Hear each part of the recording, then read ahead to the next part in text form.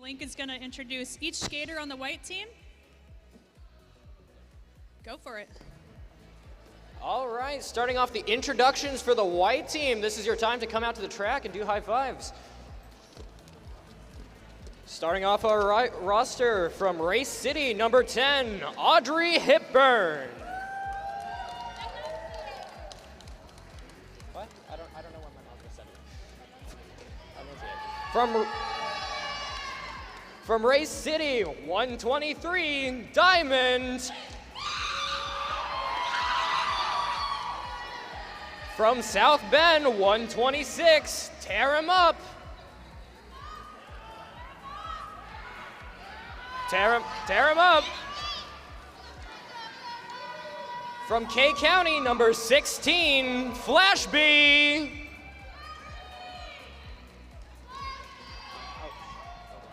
Let me just turn that up really high. All right.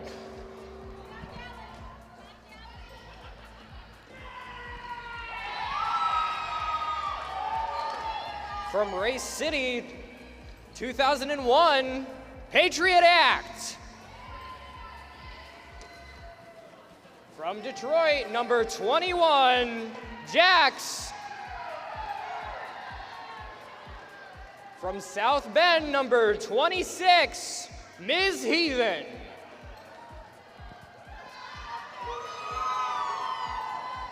From South Bend, number 314, Candace Mansfield.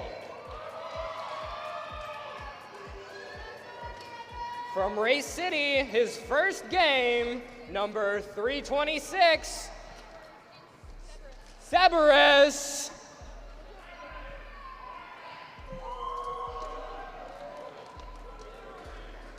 From Cornfed, number 43, Daisy Doom.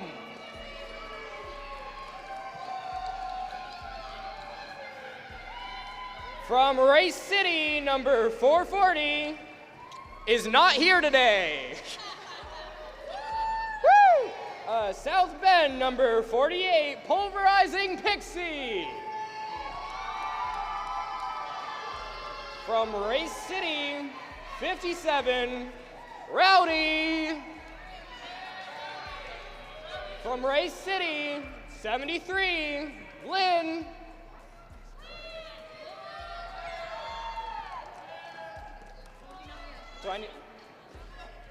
From Race City, number 81, Steph. All right, Lynn and Steph. Woo!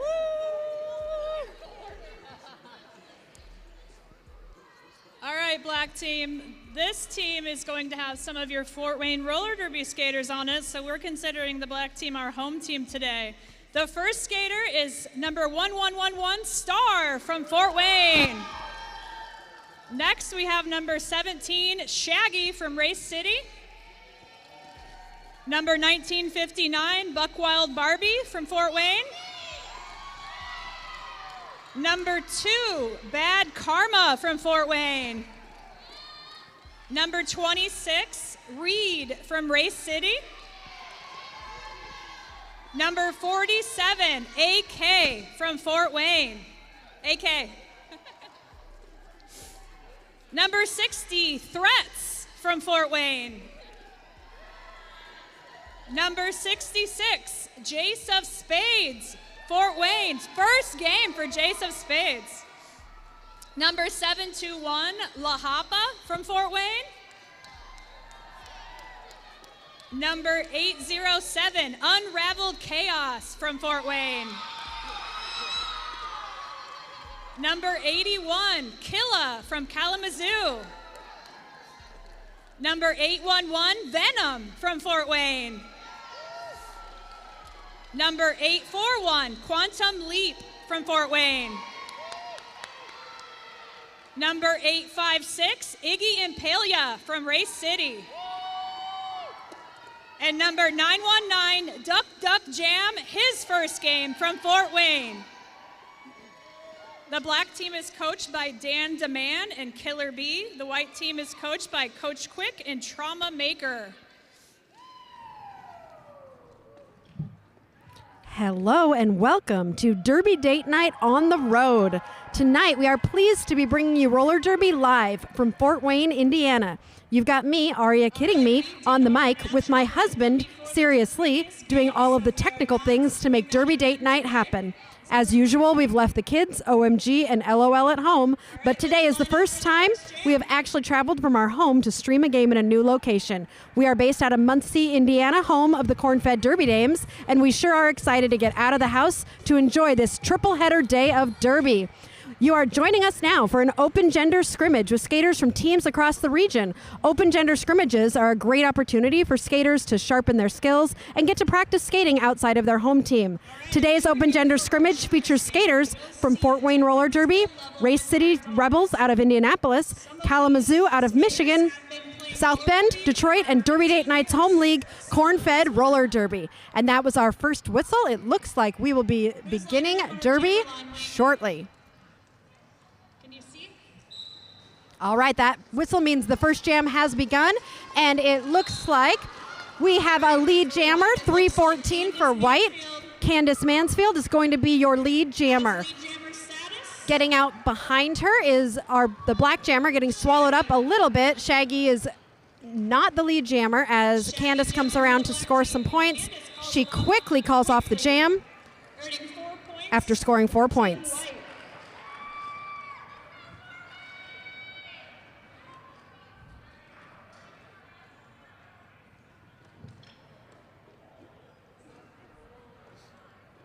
One lap around the track and done. 4 points, call it off. Next jam, it looks like for Fort Wayne, we have Jace of Spades. This is Jace of Spades' first game. All right, the second jam is beginning. And with a quick little hop, Jax, number 21, got out, but unfortunately got a track cut and will be headed to the penalty box.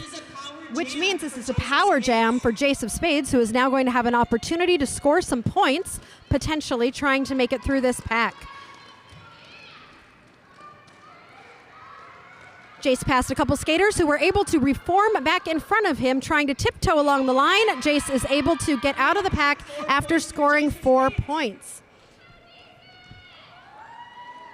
Jax is currently in the penalty box. He is still sitting, so he will be there for a few more seconds while Jace comes through trying to score a few more points.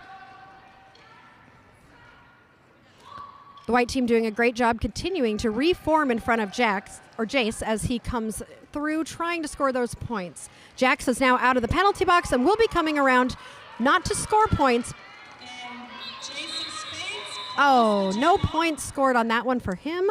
Jace was able to call the jam off before any points were scored by Jax. Before Jax was able to earn any points. Good strategy. If you can't see our scoreboard, it's Team Black 8, Team White 4.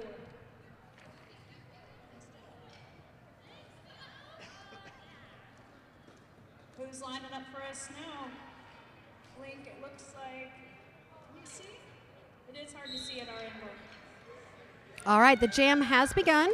It looks like both jammers are struggling a little bit to find their way through the pack. It's not moving very fast at the moment. Big hit from Diamond, and tries to get a track cut, and she is successful. A track cut on the black jammer. The white jammer is continuing to try and get through, really struggling. So the white team jammer is continuing to try and push their way through as the pack starts to speed up to keep up with the pace of the jammer. The pack is starting to spread out a little bit. Jammer trying to draw people to both sides, trying to find some space, trying to break that strong black team pack apart. Is able to get through, and after an entire lap is finally a lad jammer has been established. So Team White will have your lead jammer. However, your black jammer has come back into the pack and is trying to make their way through as well. So now both jammers in the pack, big hit over there, and the black jammer is able to get through.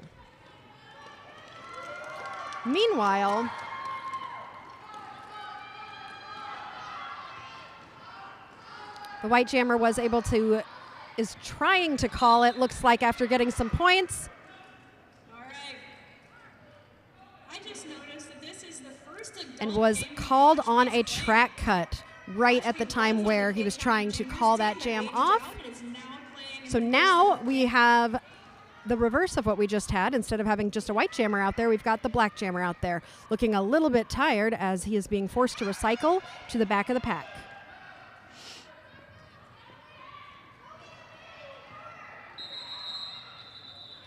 And the jam ends. All right, a little confusion there. I think some of us thought the jam was over, but it was not. It was looking pretty bad though. I think we might have heard an injury in that.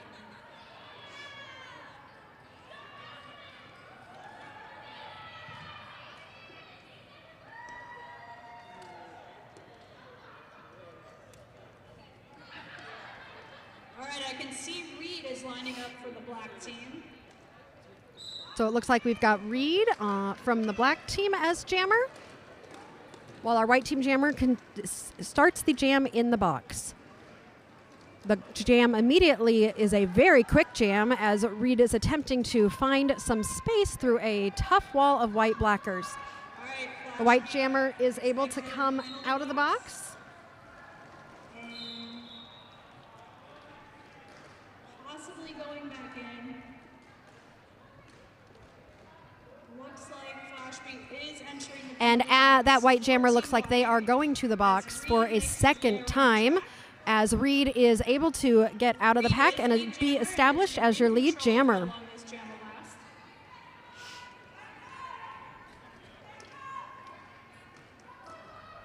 Both packs getting ready as Reed approaches the pack. Is able to break that pack apart and find some room on the outside to get through for 4 more points. Looks like Rowdy's trying to do a little bit of offense for Reed to help break up the packs a little bit. Or sorry, defense.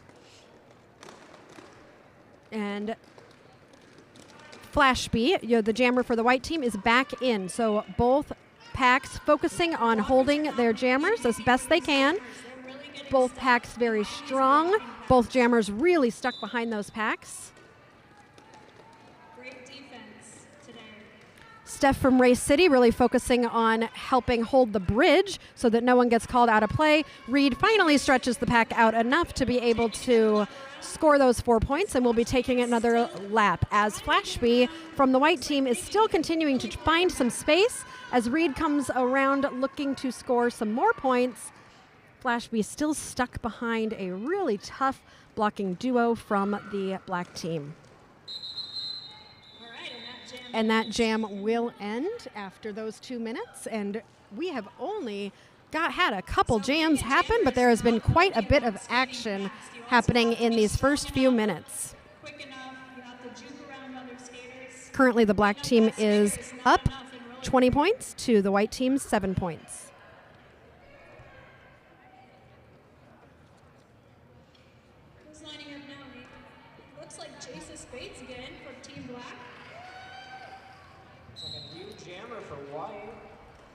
So Jace of Spades is your jammer from the black team. From the white team, we have... All right, we do have a lead jammer for Team White. The white team jammer was able to establish lead jammer as Jace of Spades is working his way through a very quick pack here. So this is Candace Mansfield's second. Candace Mansfield is the white jammer and is currently lead jammer.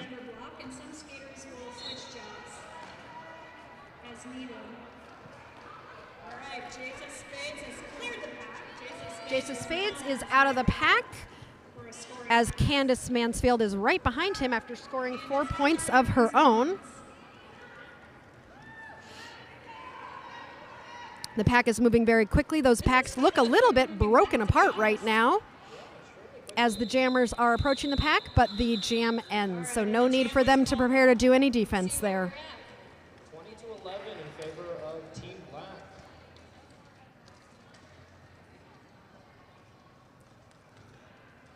Looks like no points picked up on that jam from Team Black, whereas Team White did pick up a few points. Who do we have for Team Black? Is that Shaggy? All right, Jax versus Shaggy in this jam. I have skated against Jax before. It's been a while. But All right, this time we have Jax from Team White and Shaggy from Team Black, who quickly establishes lead jammer. Jax trying to find some space on the outside, quickly runs up that outside line to get out behind Shaggy. Shaggy coming through, looking to score some points.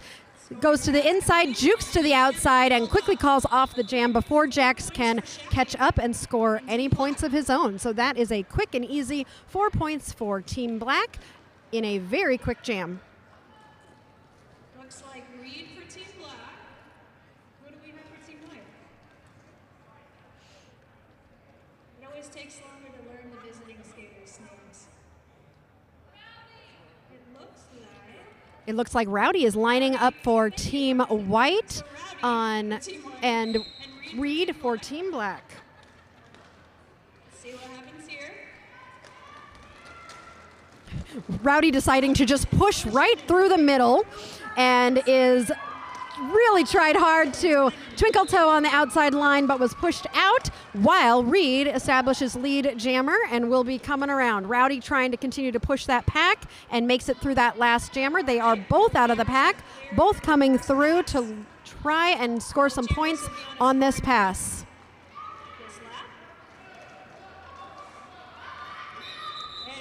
Reed scoring a few points of his own before Shaggy can score any of his own. Looks like Reed, Shaggy was able to steal some points on that one, looks like. Looks like that one was an even 2-2. So both teams going up in points, but neither team making progress in that one. Yeah, honestly, I do miss it. Every time I watch it, it makes me want to play again. Tempting. Okay, Jace of Spades versus, is it Candace Mansfield again? Candace Mansfield lining up for the white team versus Jace of Spades for the black team.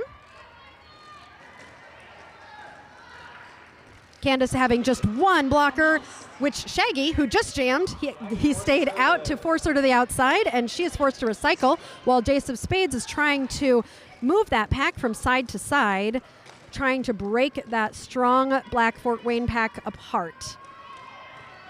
Candace Mansfield getting closer to the front is being held back by Shaggy again as Jace of Spades finds some sort of hole and is able to get out as your lead jammer. Candace Mansfield being forced to recycle is continuing to look for some space. Looks like there might have been a panty pass that happened here, so I think our pivot is currently holding the star, and there has been a pass that has been completed. That star pass was Steph. So Steph for Team White will now be the jammer for Team White as Jace of Spades is sent to the penalty box. So Steph is going to have an opportunity here to score some points, which usually a pivot who becomes jammer is not anticipating being a jammer for too long. But since that black jammer went to the penalty box, Steph is going to have to try and score some points here. So she's going to be looking for some offense from her team. Taramup is trying to help while Shaggy is getting sent to the penalty box. There's a little bit of confusion, and Steph is trying to find some space, trying to get around these black blockers, and she is able to score 4 points of her own. As she does so, Jace is coming out of the penalty box, and he will be coming right behind her to see what he can do. Since there is no lead jammer, this jam will go the full 2 minutes. Both jammers are both stuck in some very strong packs, but Steph is able to find some space on the inside to score her entire complement of 4 points as a Fort Wayne blocker is headed to the box. That jam will end. All right, that jam has ended. Let's see where we're at now. Looks like Team White with 21 points and Team Black with 29. So this game just is getting, this is a very low scoring game so far. Typically we see a lot of points happening, and we've had quite a few jams, and these jammers are having a hard time. These blockers are very strong. The better the defense in these games, the lower the point totals. And that jam begins. Jax is going to be your jammer for the white team. And the black team jammer is a new jammer. Star, it looks like, is the jammer for black. Star finds some beautiful space on the outside to get past Diamond as Jax comes through on a scoring pass, hoping that that black team can stay a little bit broken apart, but he's got a couple blockers to still get past. Star is coming around on her first scoring pass, but Jax is able to call it off before she is able to score any points.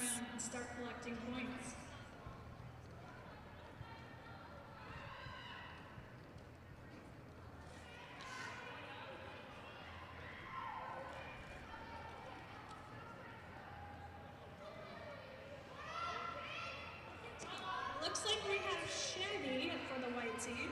Okay, Shaggy is going to be your jammer for the white team, and lining up,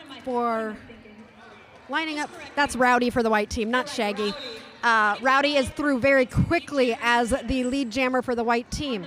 On the black team, Buckwild Barbie is jamming for the black team and is stuck in a very messy pack filled with both black and white skaters. As Rowdy comes through doing lots and lots of spins, trying to stay in on the inside line, he is unable to. He is forced to recycle by Killa.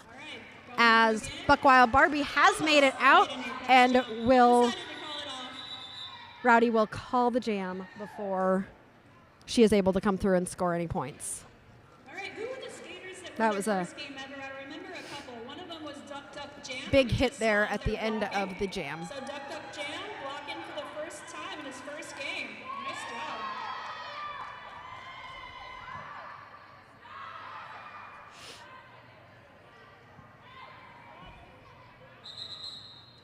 It looks like we will be having an official timeout as they are clarifying the score right now.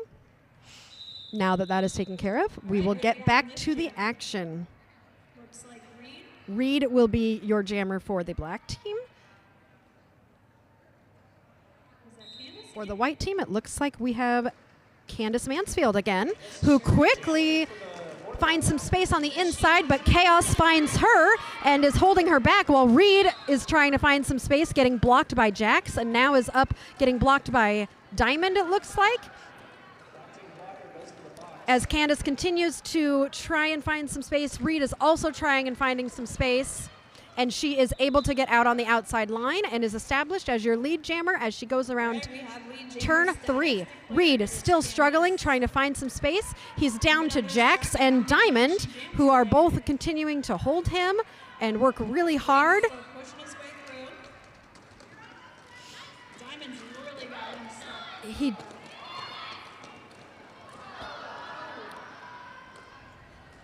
He is, as Candace came through, she was able to score those 4 points, while Reed was struggling there a little bit as the white team just kept reforming in front of him. He just never could seem, he would get past one and then 2 more would show up to block him. As I'm talking, Candace has just sailed through for another 4 points as Reed is looking for some offensive help, it looks like, trying to find someone to potentially pass the star to. Candace slides into the pack and calls off the jam, which equals a very successful jam for Team White, scoring what it looks to be 8 points in that last jam, bringing the total score to Team White 37 to Team Black 30.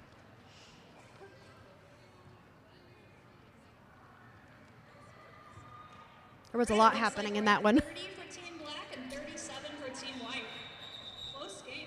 And we will be pausing for, I think, track repair. To the volunteers willing to tape up the track as needed.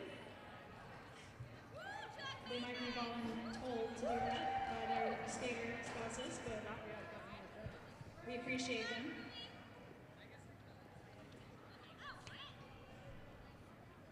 Who's lining up this time? Can you see, Lee? Too many people in the view.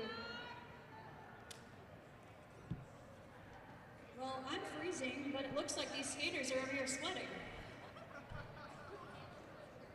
Probably feels great in here for them. All right, after that quick break for track repair, we will be getting back to the derby shortly. Look at their bare legs, it makes me even colder. Okay, I think, who is it? Let's see. That looks like Star will be jamming for the black team. I cannot tell at this point who the jammer is for the white team, but they were just established as lead jammer. Pulverizing Pixie. Don't think we've seen Pixie. So Pixie is your pulverizing Pixie is your lead jammer for Team White as Star is able to get out of the pack. Pixie is looking for some space, is avoiding a track cut. She's being recycled as Star is going to come through, but Pixie's going to be able to call the jam before Star is able to come through and score any points.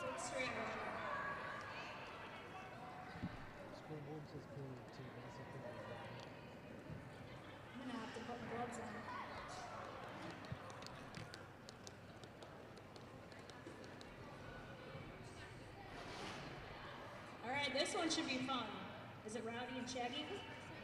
Oh, this is going to be interesting. So Rowdy and Shaggy are lining up together. Both two very physical jammers are both lining up on the jam line.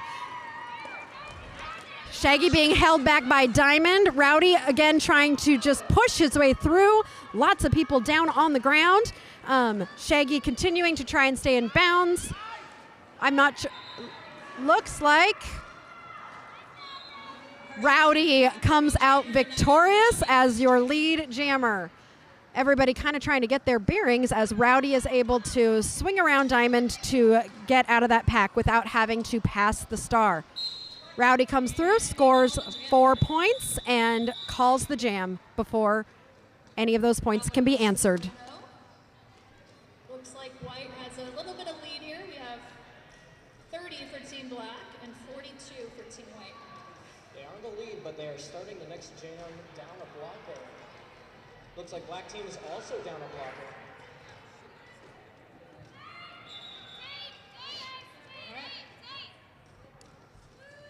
We'll be stopping shortly for track repair. This has been already a very physical game, and I am not surprised there has needed to be a little bit of track repair as this has been a very physical, hard-fought game already. On the jammer line against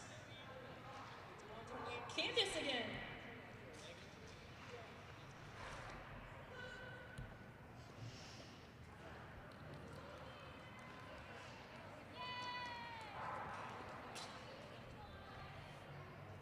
All right, thank you to the husbands fixing the track. So Quantum Leap back on the track as the jammer for Team Black. Candace out there again for Team White. Okay, Candace Mansfield lining up for Team White from South Bend, and Quantum Leap from Fort Wayne Roller Derby, number 841, is lining up as the jammer for the black team. Oh, very quickly, Quantum finding some space on the outside line is out as your lead jammer. Candace finding space right behind them. So Quantum Leap trying to get through, scores those 4 points and calls the jam after Candace Owens does a little bit of an apex jump to grab 1 point. And she is very proud of that 1 point, and she earned that. Quantum Leap was calling the jam. It was a chef's kiss. Did get 1 point out of that. So we are now at 43 for Team White and 34 for Team So Rowdy is lining up for the white team as your jammer. Black team jammer is someone else. I will find out who in a minute. But Rowdy has established as your lead jammer. Jace of Spades is your jammer for the black team, trying to find some space, getting around these white skaters. As Rowdy comes through, is not even really needing any offense, finds a little hole, and is able to make his way through. Jace is pushing and trying to find some space against a pretty solid wall of white blockers, and he is able, he's still getting stuck in there as Shaggy's coming around to score 4 more points. Rowdy. Rowdy who's racking up the points in this jam. So here comes Rowdy again to score some points. Penalty game. And because the black blockers were so stretched out there, he is able to easily make it through. Jace has made it out of the pack now and will be coming around for a scoring pass. So let's see if Rowdy is going to call it or if he's just going to keep running this jam. It looks like he's going to run it, and he is got a tripod of black blockers that he is able to get through as they were out of play. But Jace is trying his hardest to respond with 4 points of his own. He is getting held back by Jax, but no pack has been called, and so those skaters do need to let him through. So he is able to get those 4 points. As Rowdy comes through and scores another 4 points of his own and calls the jam.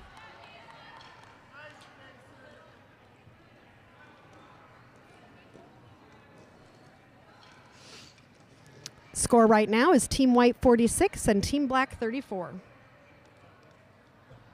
Working things out with the point totals there. It looks like that jam. All right, that was a big one for Team White. So Team White is now at 63 and Team Black at 38. All right, your next jam is starting. Shaggy is going to be quickly pushing his way through to become lead jammer. On the white team, it looks like we have Flashby, who is going to be trying to find some space to get out of that pack. Shaggy does a quick dip to get around the white blockers to score those 4 points. Flashby coming around. I wonder if Shaggy is going to call the jam or let this jam run. Looks like he's going to let it run. So Flashby is going to start to try and score some points as quickly an easy 4 points for Shaggy on that trip through. Flashby still being held in the pack, has broken up those blockers and is able to hop over one to get out of the pack. Here comes Shaggy on another pass, is able to juke Daisy Doom, grab his 4 points and call the jam.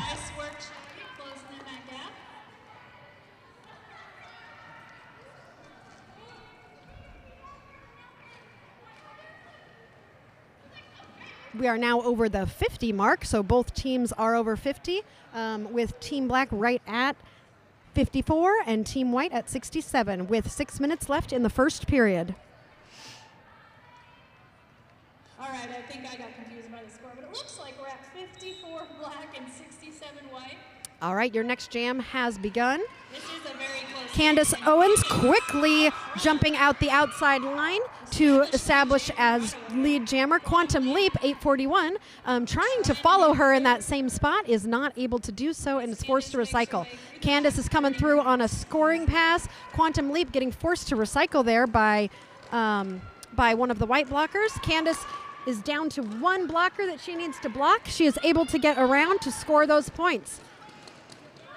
Quantum Leap is able to get out, and he will now be on a scoring pass. As Candace comes through for her scoring pass, she tries to make a Apex Leap, is unable to do so, and calls the jam before Quantum Leap can come around to score any points.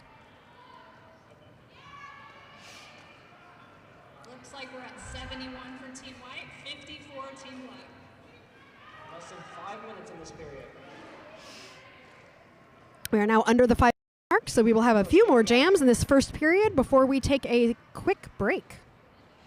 All right, who do we have on the jammer line? Reed and Rowdy. We got Reed and Rowdy on the jammer line. So Reed will be skating for Team Black and Rowdy for Team White. Both teams lining up here. And both teams really just trying to not move forward. Reed is sliding through on the outside line. Jax is able to catch him and continues to push. He's trying to push Jax out of play. He is able to push Jax out of play. Jax held him a little bit too long and will be sent to the penalty box. Meanwhile, Rowdy was able to push through on his own and will be following Reed as Reed comes into the pack to try and score, gets pushed to the outside and calls the pack. I don't know how many points he was able to score there. Looks like he was only able to get 3 out of the 4 points on that jam. But that was a great 3 points that Team Black definitely needed, as this is a very close game, and they are only separated by 14 points. So those 3 points really meant a lot to Team Black as they are down. So any sort of control they can have over this game right now is going to really benefit them.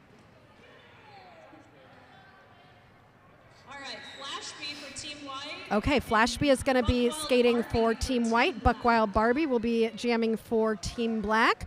A little bit of a mashup here. Buck Wild Barbie being forced to recycle, while Flash B is hoping to find some space. Shaggy is definitely helping his tripod of blockers as they are working together. Diamond doing some offense for Flash B, trying to help Flash B find that hole so that he can get through. Both jammers just really stuck in the pack here. Buck Wild Barbie recycling again while Flash B continues to try and just break this wall of blockers out. Flash B has the star off. He is thinking about passing the star, and he is able to do so to Jax, but that happens at the same time as Buck Wild Barbie gets out of the pack, established as lead jammer since they're both out at the same time, and Jax was pretty much in front of Buck Wild Barbie there. Buck Wild Barbie decided to just call the jam and call it even because she didn't want to risk having any more points scored. And that's where it's really important who is established as lead jammer is. So when you're down, like the black team is right now, that was a really smart call on Buck Wild Barbie's part, because the black team wants to be able to start to score some points. And so because she wanted to score some points but did not want to risk having white team get any further ahead, that's why she called it. All right, Candace is skating for the white team, and Quantum Leap is jamming for the black team. Candace comes out as your lead jammer, but Quantum Leap is very closely behind her. And there is a little jammer on jammer action here as Quantum Leap hits her, but she is unmovable, forcing him to spin in a 360. They both stay up. Quantum Leap tries to do an apex jump to the inside. Candace was able to score 3 points before and then call it off before Quantum could score any points of his own. Very smart skating on Candace's part.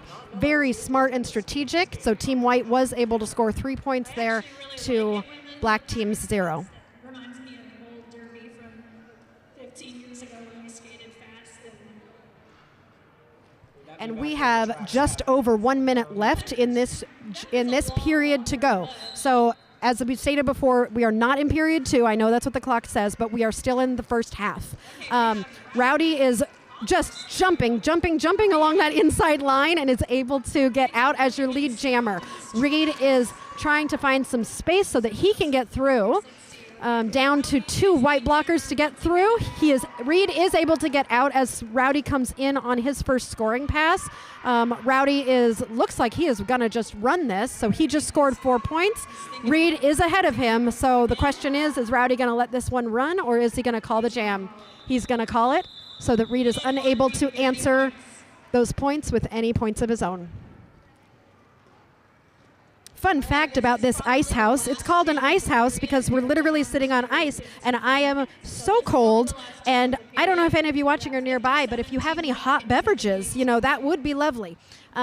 We brought coffee, but we drank it, and now we don't have anything warm to keep us warm here. So I'm sure those skaters are warm, though, because they are getting tired, and they are looking like they're having a great time, and I'm sure they're a lot warmer than I am. Those of you at home, all cozy and comfy, I hope that you are enjoying your warm beverages and staying a little bit warmer than I am right now. Hold on. No, we had a scoreboard malfunction, it seems. Sit tight. I think someone might have noticed that the scoreboard said period 2, so I am guessing that they are fixing it so that it will say period 1, so that we can then have maybe one last jam and then go to halftime. Probably just a break. Get some food from upstairs. Sorry about this. We just got to do something with the scoreboard over here to make sure everything's running smoothly. So with less than a minute left in this first half, the skaters are waiting while they finish fixing the scoreboard. as they can. A lot of clarification happening back and forth between the refs and everyone, so the skaters are waiting patiently. This has been a great first half of Derby in this open gender scrimmage. Very close, less than 20 points separating the two teams, which in Derby, considering many of our games can often go into the 200s and 300s of points in a game, to be looking at a first half with a score this low shows you how strong and how difficult it is to get through these blockers. A lot of these skaters have skated together before. They know each other very well, and these are some really strong walls. And these jammers are also incredibly strong.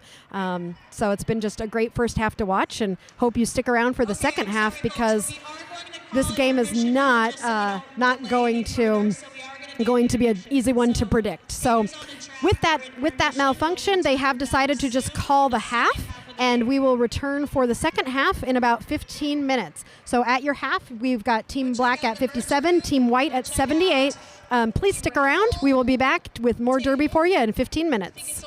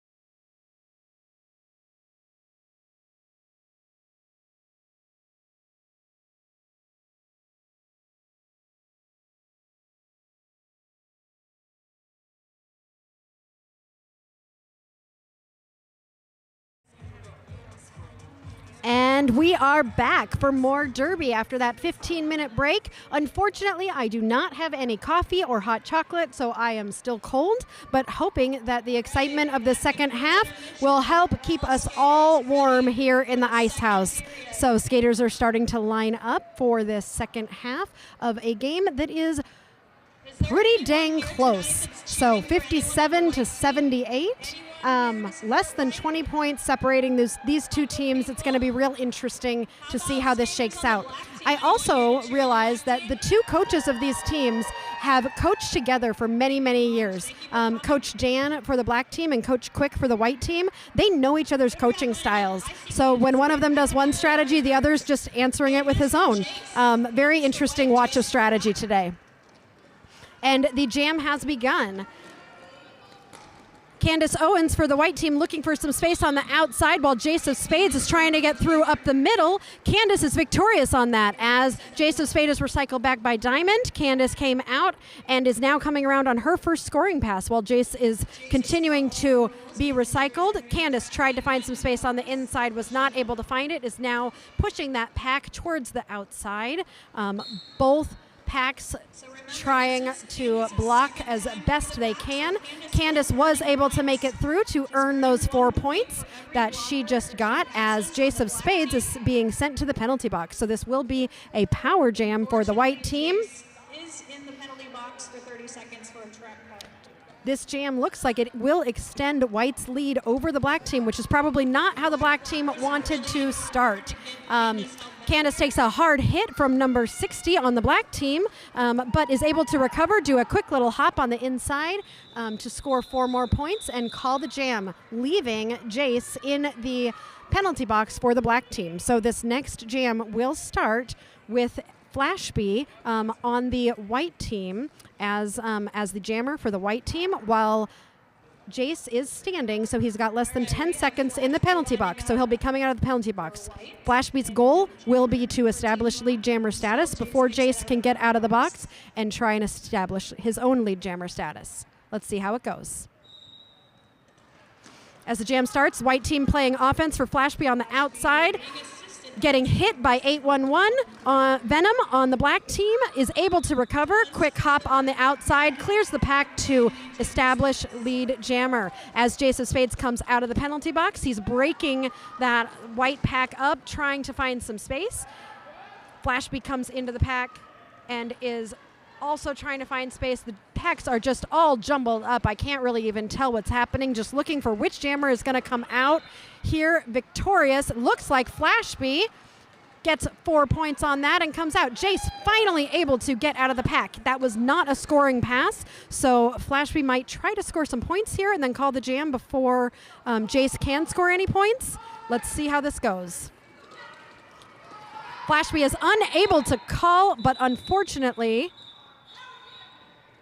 looks like Jace of Spades was called on a back block as he went into the pack and will be returning to the penalty box, which means this will be the second jam in a row where the white team will be starting with a power jam and Jace will be starting in the penalty box. Usually jammers do not jam for more than 1 jam in a row, so the fact that he is about to jam his 3rd jam in a row, I am sure he is exhausted. For the black team right now, Shaggy has the pivot star on. I would not be surprised to see Jace coming out of the penalty box and trying to give Shaggy that star. Jace is going to be sitting for the full 30 seconds, so Rowdy will have 30 seconds to try and establish lead jammer. The pack is starting very fast here. Rowdy is looking to break apart those huge hit from Rowdy. No penalty called there, so he is spreading out that pack. They're trying to go as fast as they can. As Rowdy has 1 black blocker to get past, still trying to establish lead jammer status. The black team is doing a great job speeding up the pack and trying to hold. Finally, after 2 laps, he's able to establish lead jammer as Jace comes out of the pack and, as predicted, immediately passes the star to Shaggy, who is now your jammer. He doesn't have the jammer hat on, but he is holding it right now. He's pushed to the inside by number 10 on the white team, and he is forced to recycle as Rowdy comes through, scoring 4 points and calling the jam. That was a lot of points in that jam, but Black had a fantastic defense and a very good strategy because it took almost 2 laps to establish lead jammer there. That was a really smart strategy and definitely helped keep White from bleeding the score too much. Okay, Candace is lining up as your jammer for the white team, and for the black team, we don't have a really good angle, so I will let you know as soon as I can tell who that is. So both packs pretty jumbled up there. Quantum Leap is jamming for the black team. Quantum Leap is a Fort Wayne roller derby skater. Candace Owens is able to push out of that black pack to establish lead jammer as they are coming in to help Quantum Leap and give him some offense before Candace comes through to score any points. As Candace comes into the pack, she is met by 3 Fort Wayne blockers who are doing their best to hold her. Quantum still trying to make his way out of the pack for the first time. All 4 white blockers really focusing on blocking him as best as they can. He is able to hop around them and gets out. That was not a scoring pass, so as he comes around, he will be able to try and score. While that happens, Candace is sent to the penalty box, so she will lose her lead jammer status, and this is an opportunity for Quantum Leap to score some points. So he is hoping that his black team teammates will help him, and they do. He is able to slide through on the outside. I do not know how he kept his balance there because that was some beautiful footwork that he did to be able to stay up and get through. Coming around a second time, looking for those holes that the black blockers have created for him. He is able to juke around a blocker and score another 4 points on that pass. As everyone is reforming, Candace Owens is now coming out of the penalty box, and both teams, it looks like, being very strategic to figure out what to do.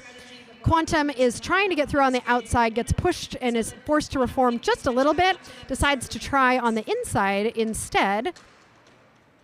Is not being able to find any room. Candace now in the pack also trying to find her own space, pushes the blockers to the outside, jukes to the inside. Quantum is trying to call the jam off, but he is not lead jammer as there is no lead jammer right now. Looks like we might be taking a timeout. I'm not sure what happened there. Did we run out of time or was it an injury? I'm not sure why the jam ended there, but it did. I'm guessing there might be some sort of an official timeout now because usually when I'm confused, there's an official timeout. Yes, it does look like there is a medical timeout being called.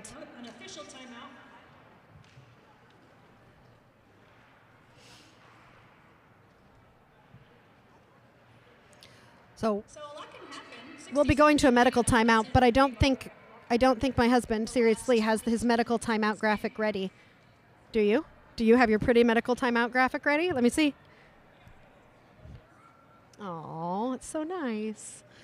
I mean, it's not nice because it's an injury timeout, but it's good that we have medics here on staff to be able to take care of our skaters when they do get hurt, and hopefully they are okay. And good job on your graphic. It looks very nice. You did a wonderful job making a graphic for when these things happen. Properly block. Somebody can just skate laps and laps around the blockers, then that's a lower defense game, right? So this game, we have some great defense. You're seeing some huge hits by these blockers. It really makes me miss playing. I love the big hitting games. The team play has also been very cool to see the different strategies that they play to get their jammer through the back. Okay, we are done with our injury timeout, and we will now be starting back up. The score right now, 67-99, so Team White made some progress, but Team Black, during that last jam, was able to respond to that progress with some progress of their own. As we start the jam, it looks like Flashby is skating for White, and Reed quickly has established himself as lead jammer for Team Black. Flashby is spinning and moving and running to get out of the pack on his own. Reed is coming through. He's going to be trying to score some points while clearly the packs have decided to speed up to try and keep him from doing so. He's zigging and zagging through the pack. Unfortunately, loses his footing just a little bit, is trying to figure out what he's doing while Flashby comes into the pack. Unfortunately, something happened there, and Reed is going to be heading to the penalty box. So Flashby will have an opportunity here to score some points. He just came through that pack for 4 points. So we'll see how Flashby does with this power jam while Reed sits and waits for his turn to come out of the box. All right. Flashby trying to make a quick jump to the inside takes a block from Star, and he has 2 skaters to get past here. The pack has stretched way out. Flashby takes a little bit of a tumble as the 2 blockers are still forming. He's trying to stretch things out. Push to the inside. Flashby is going to have to be recycled as Reed comes out of the pack. So not as successful of a power jam, I think, as White was hoping for there. They would like to extend their lead, but Reed is now back in the pack, and he is trying to score points of his own. Right now there is no lead jammer, so this jam will go the full 2 minutes as both jammers are just getting caught up and forced to recycle, and every time they recycle it seems there are more blockers in front of them as those blockers tend to reform as best they can to try and continue to block. Oh, long, difficult jam getting called. On the end of that jam, it looks like both jammers got 4 points in that last bit, but both jammers scoring some points in that jam. We are currently at 107 to 71. Again, if you're just joining us, this is Derby Date Night on the road. We have traveled about an hour from our home in Muncie, Indiana for this great triple header of Derby in Fort Wayne, Indiana. As the jam begins, we've got Shaggy for Fort Wayne quickly establishing lead jammer on the inside line, and Pixie jamming for White is being forced to recycle, is able to get on one leg to get out on the outside line. Shaggy, beautiful apex jump on the inside to score 4 points, while Pixie is thinking about coming to score points of her own, but Shaggy calls the jam, so she cannot score any points. I'm just going to end this right now. Very quick jam.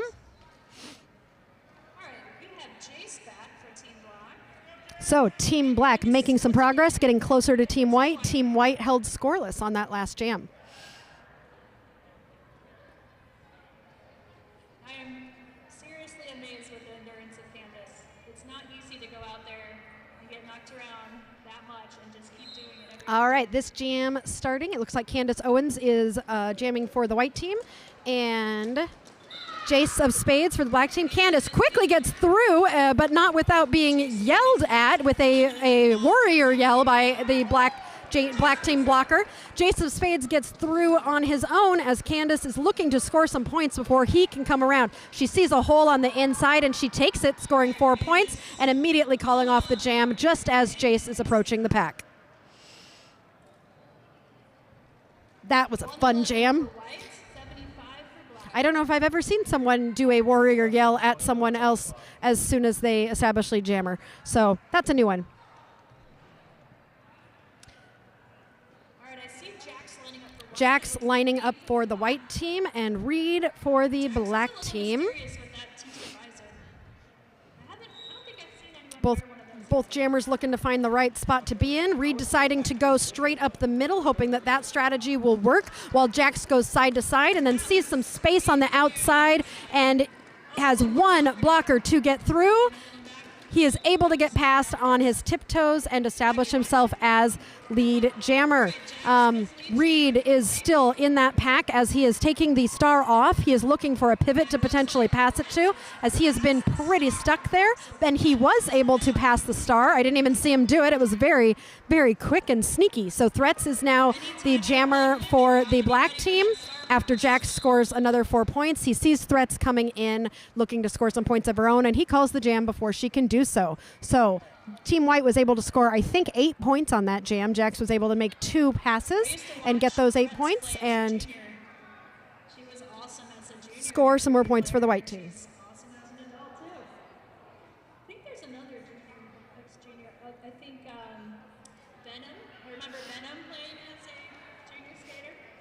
Okay, I think that's Jace of Spades for the black team and Candace Owen for the white team, who just, with a huge grin on her face, she sees a spot and she takes it, and she takes lead jammer as well as that space.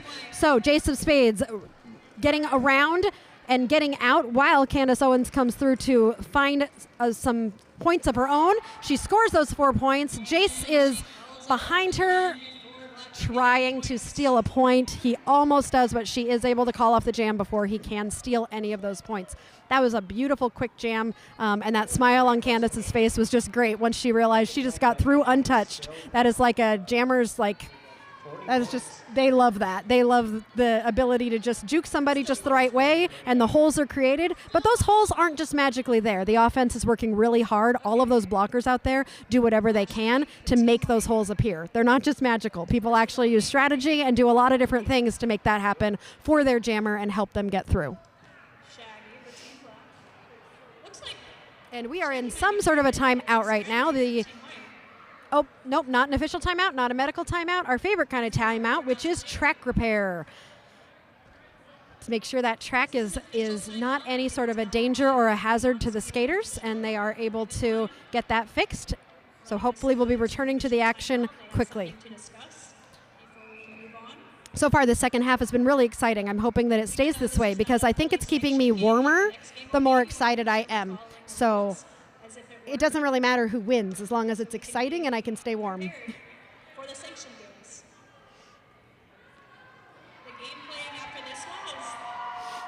Oh, I see that Coach Quick has got a jammer star on his head and is pretending to be the jammer, which evoked a cheer of joy or fear, I'm not sure, from all the players watching. Luckily, Coach Quick is not actually going to be the jammer of record for this next jam. That's going to be Shaggy as the whistle blows. And both jammers are, no one's moving. Just no one's moving. Both jammers trying to go in the same exact spot. Now Shaggy trying to just push his way through on the outside. He is able to do so to establish lead jammer. Flashby was stuck in the pack but was able to get out, is now racing behind Shaggy. Let's see if Shaggy decides to score some points or if he's going to call it to protect those points. He is going to call it, and both of them got 1 point. So unfortunately, even though he was trying to get a point and get a little bit more ahead, that point was responded with another point in an even jam for both teams.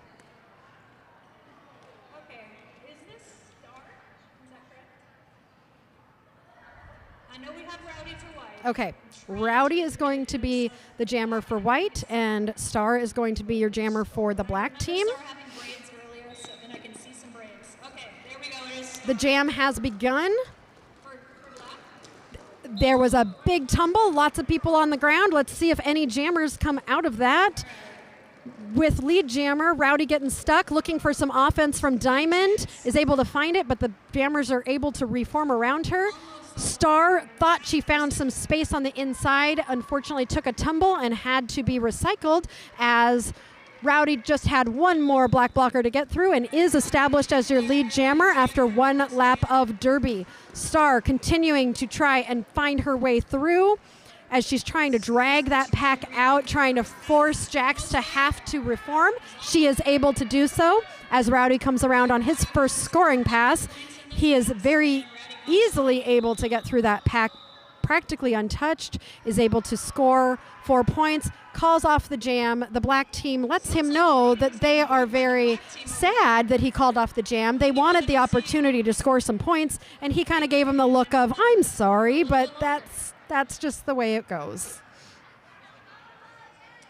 I like these mashup games because they're skaters from different teams that don't always play together, and sometimes it's the first time you Okay, with the jam about to begin here with a little bit under 15 minutes left in this period, we have Jace for the black team and Candace lining up again for white. Candace has jammed so much today. She has got to be tired. Jace is able to find some space there and run out as lead jammer while Candace is being recycled. She takes off that jammer star, passes it very quickly to her pivot, who is now going to be the jammer for the white team. Jace trying to come through on a scoring pass is pushed to the inside, looks to come back into the pack, calls the jam before Steph, who is the pivot who took the star pass. Steph is not able to score any points, but Jace was able to get all 4 points, which is exactly what Black is looking for, as they are really trying to score some points here to try and answer Team White's points that have been scored so far in this game.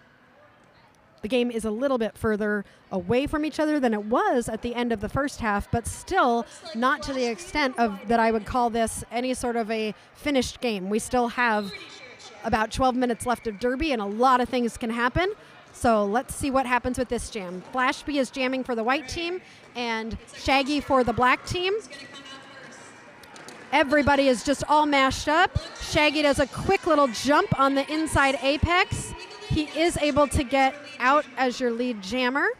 Flashby is spinning and pushing and trying to get past. Let's see, who is that jammer? That is Iggy Impalia, who is doing a great job blocking for the black team and just really, really holding Flashby in.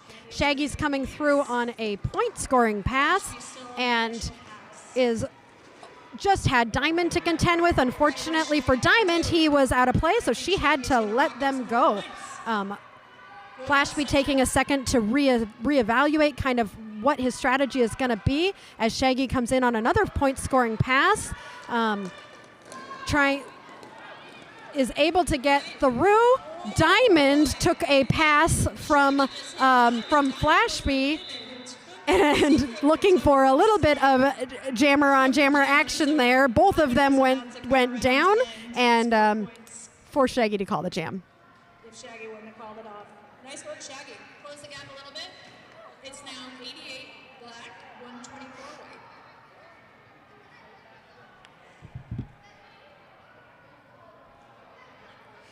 So Black is definitely working on their strategy that has been going really well for the past 2 jams, as they have outscored Team White in the past 2 jams, and are going to be definitely looking to try and get that lead jammer status again. So we'll see how that goes. I can't tell who the jammers are in here. I see Candace in there for the white team. For the black team, it looks like, is that somebody we haven't seen before? Buckwild Barbie is jamming for the black team. We haven't seen her as the jammer in a while. I don't see a lead jammer being established. We're getting close to a lap here, and both of them are still on their initial pass. Buckwild did get that lead jammer status coming around, so her next time through, she will be on a scoring pass. Candace still stuck in the pack. She has the star off and is looking for a pivot to pass it to. Buckwild is entering the pack. She's following threats, it looks like, trying to find space, but she's forced to recycle. Tear 'em Up has taken the star for white, so she will be trying to score points, but Buckwild Barbie was able to call off the jam before any points were scored by the white team. So that is the 3rd jam in a row that the black team has scored unanswered points on the white team, but the white team is still ahead, 124 to black's 91. So black team is definitely chipping away at that lead, but they're going to have to score more points in each of these jams to get to a point where they are ahead. Let's see what happens in this jam. I see Jace from the black team, and looks like Pixie from the white team doing some tiptoeing on the inside line to establish herself as lead jammer. Jace sees his own little space on the inside and just takes a quick sprint through it to get right behind her. Pixie is looking to find that space. She was pushed to the outside on that one by Quantum Leap and decided to call the jam, and she was able to get all 4 of those points. Not exactly the strategy that black has been going for here, as they have been trying to consistently establish lead jammer.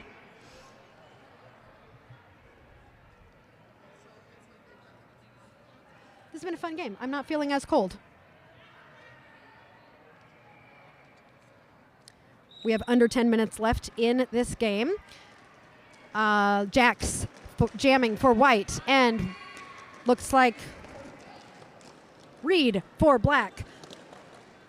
Jax does a hop and a jump and a skip and is established as your lead jammer. Reed is being forced to recycle. Jax is your lead jammer for white, as Reed is got the star off, looking for a pivot to pass it to as Jax is coming in to score some points of his own. He is able to get through a very broken up black pack as Reed is, I think Reed, has he passed it or? Yes, he passed it to Threats, who is now the jammer for the black team. As Jax comes in, a beautiful, beautiful apex jump over Threats trying to get through. He scores some points. Big hit. We're going to have a bit of a medical timeout for just a minute. I think we have an injury to attend to at this point. We've got less than 8 minutes left in this game. The score right now, Team Black 91, Team White 135. Taking care of our paramedic staff.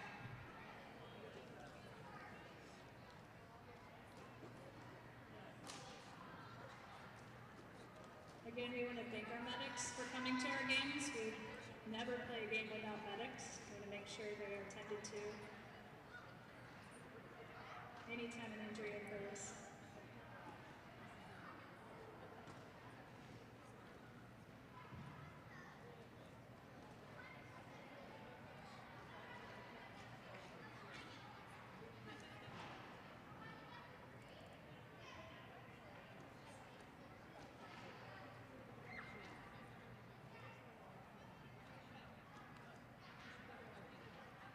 So this is considered an official timeout. We'll wait for the officials to make a decision on when to start the game back up again.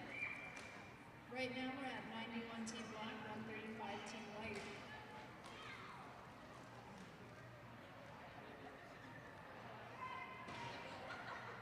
You can see some of our sponsor banners on the netting below the hockey scoreboard with the time on it. We have All Pro, Integrated Systems, Sweetwater Company, Hoosier Sports in Cairo.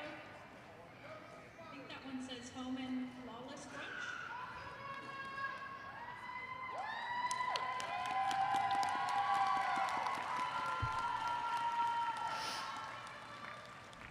It's always great to see a skater get back up on their own.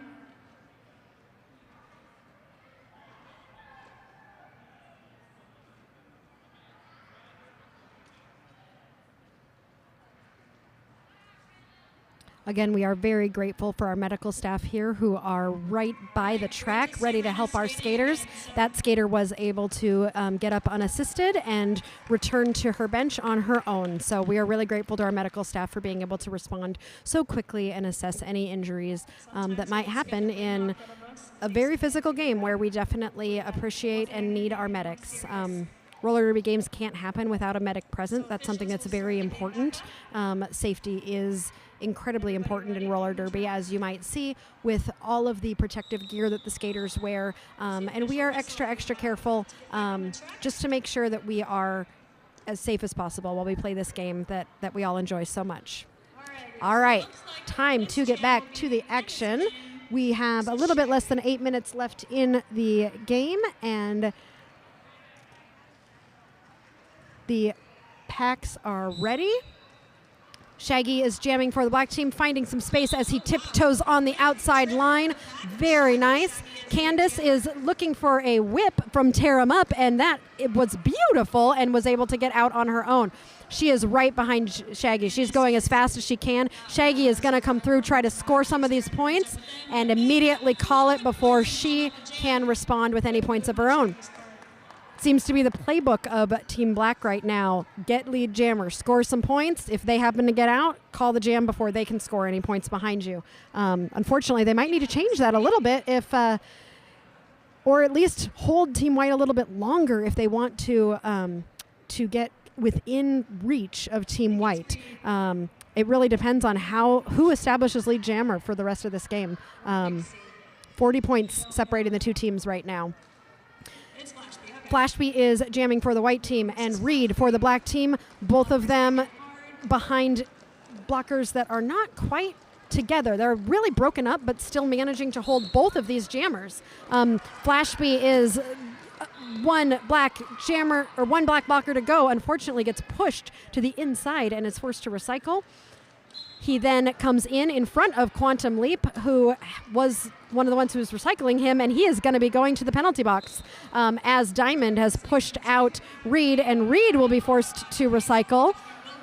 He does not try to enter. Oop, he did try to enter before Diamond, but realized and said, nope, never mind. I'll come in once I've gone and been recycled all the way back. He engages with Diamond, who then is Iggy and Palia decided to say, no, thank you. And she provided some offense for Reed. Reed's looking for some help on this power jam, trying to find his way through. He would really love to score some points here. But this pack is very stretched out, and Reed is struggling to find some space. As all the blockers are just kind of pushing and doing different things, and Reed is really struggling. He is down to just Diamond again to get out, and so he has just decided to push Diamond until she is out of play so that he can hopefully get out of this pack. But unfortunately, the rest of the pack is coming up with him, and he is struggling. Yep, that was a track cut there. Nope, it wasn't. Oh, good. Okay, so Reed was able to finally get through, but Flashby is now back in the pack and is trying to figure out his way to get through as the jam mercifully ends, because everyone looks like that was a very difficult jam for everybody. Team White 135 and Team Black 97. 97-135. So that was only 2 points scored in that whole entire 2-minute jam. That was a long jam for 2 points. All right, less than 5 minutes left in this game. A timeout being called by one of the teams. Maybe going to make a change since we have less than 5 minutes. Some of our coaches are retired skaters. I know on Team Black, Killer B was in the Fort Wayne Derby Brats as a junior and then skated for Fort Wayne Derby Girls. Oh, this was more than just a regular timeout. It looks like this is going to be an official review. So something happened in that jam where somebody disagreed with a call made.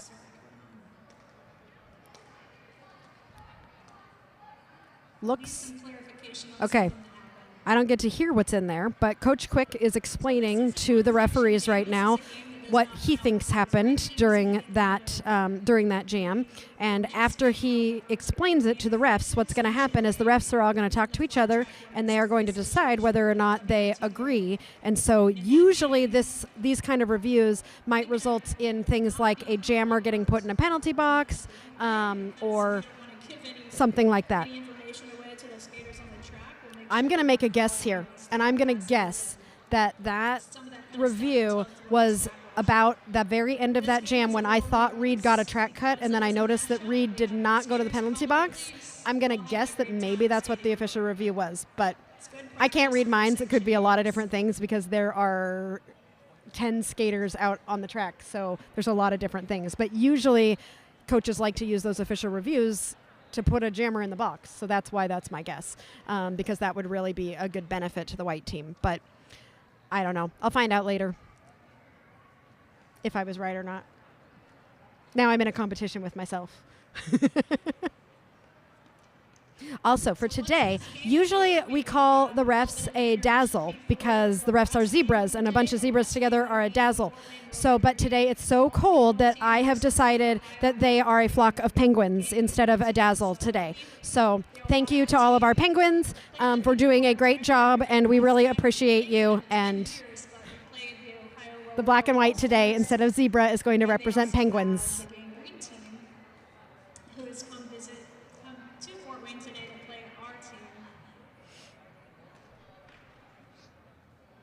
Hopefully everyone's able to stay to watch that one. It is a little bit, each of these games has been a little bit different because of the style of skaters that are skating today. So our juniors played first, and now this is our matchup, all gender game.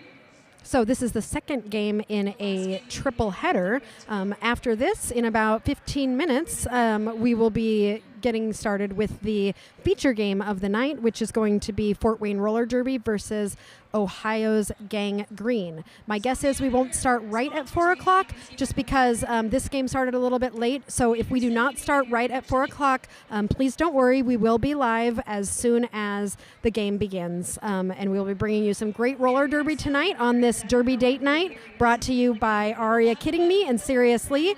I just realized I haven't checked on the kids because this game has been so exciting. So I will be checking on them soon. The last time I checked, they were happily playing video games, which is very exciting for them. But for us, roller derby is a lot more exciting than video games.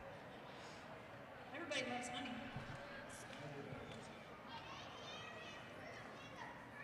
We all should love our bees.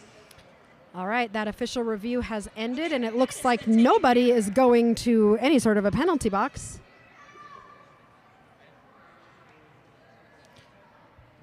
So we will resume the action in just a minute. To find out what was going on. So they were asking for a track cut on the last timer. I was right. They were asking for a track cut, but I was also wrong because the request was denied and there was no track cut. So I don't know what that means for me, if I feel like I won or lost. I think a little bit of both. Jackson Jace. Okay, Jace is jamming for the black team and Jax is jamming for the white team. And Jace falls down as Jax gets through for lead jammer. So white team will have lead jammer status. Jace still continuing to try and push his way through, is able to get through as they reach the peak of the apex. Jax sees a space on the inside, thinks about jumping it, realizes he doesn't need to, and just skates right through for 4 points. And he calls the jam before Jace is able to score any points of his own. Very quick jam for a quick and easy 4 points for the white team.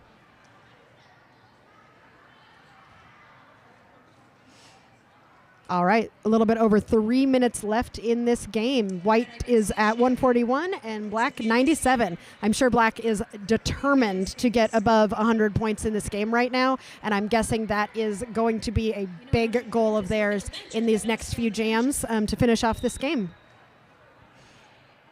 Looks like we've got Candace with the star for the white team and Shaggy for the black team, finding some space on the inside, but unfortunately, a quick track cut keeps him from establishing lead jammer, and he will spend some time in the penalty box, which means Candace is your lead jammer for Team White. She is looking for some space as the teams are a little bit mushed up in there. She zigs and zags a bit and is able to get all 4 points. I'm hearing some whistles blowing, which means some people are headed to the penalty box. Looks like Reed is either... He's apologizing and telling jokes on his way to the penalty box, but I think takes another penalty as he's going. But while that whole thing was happening, Candace came through to score another 4 points and quickly called the jam as that happened.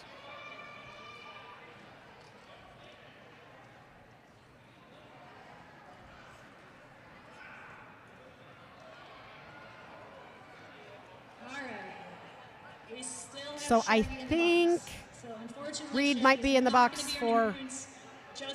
Shaggy's in the box. He's standing, so he's going to be there for less than 10 seconds. Reed is also in the box, but I think he might be in there for a double penalty. Flashby is your jammer for the white team and does a quick spin around, it looks like Star, and establishes himself as lead jammer of a very fast pack, but Shaggy has come out of the box and is right behind him and is really going to try and make sure that he doesn't even attempt to go into the pack, but Flashby's not going to call it, and Shaggy is going to come and score 4 points while Flashby's a little bit stuck in the pack. So even though Flashby has lead jammer status, he is not calling the jam as Shaggy comes around looking to score more points. Flashby scoring 4 points, calling it. But I think that was an even 4-4 there. Nobody really improved in terms of the range between the teams. However, Team Black has broken that 100 point total, so this game will be over 100 points for both teams. We have less than a minute left in the game. This could possibly be the last jam. I see Candace lining up for the white team, and I think Jace of Spades for the black team for what might be the last jam of this game. Tara providing some offense for her jammer. Candace is looking for just to get past Iggy. Iggy realizes she's out of play and lets Candace through as lead jammer. Jace getting mushed up in that pack, trying to find some space. Getting a little bit of help from one of his teammates as Candace comes in on her scoring pass. Takes a bit of a fall. Jace is being recycled to the inside there. Tara and Lynn are making life a little bit difficult for Jace of Spades. The pack is one big ball of people. I can't tell exactly what's happening over there on the third corner, but both jammers struggling to get through. Period time has ended as Jace makes it out, and Candace calls the jam after scoring a couple points there, and that will end the game with a score of 156 for white and 101 for black. What a fun, hard-hitting, enjoyable game to watch. Really just enjoyed calling this one too.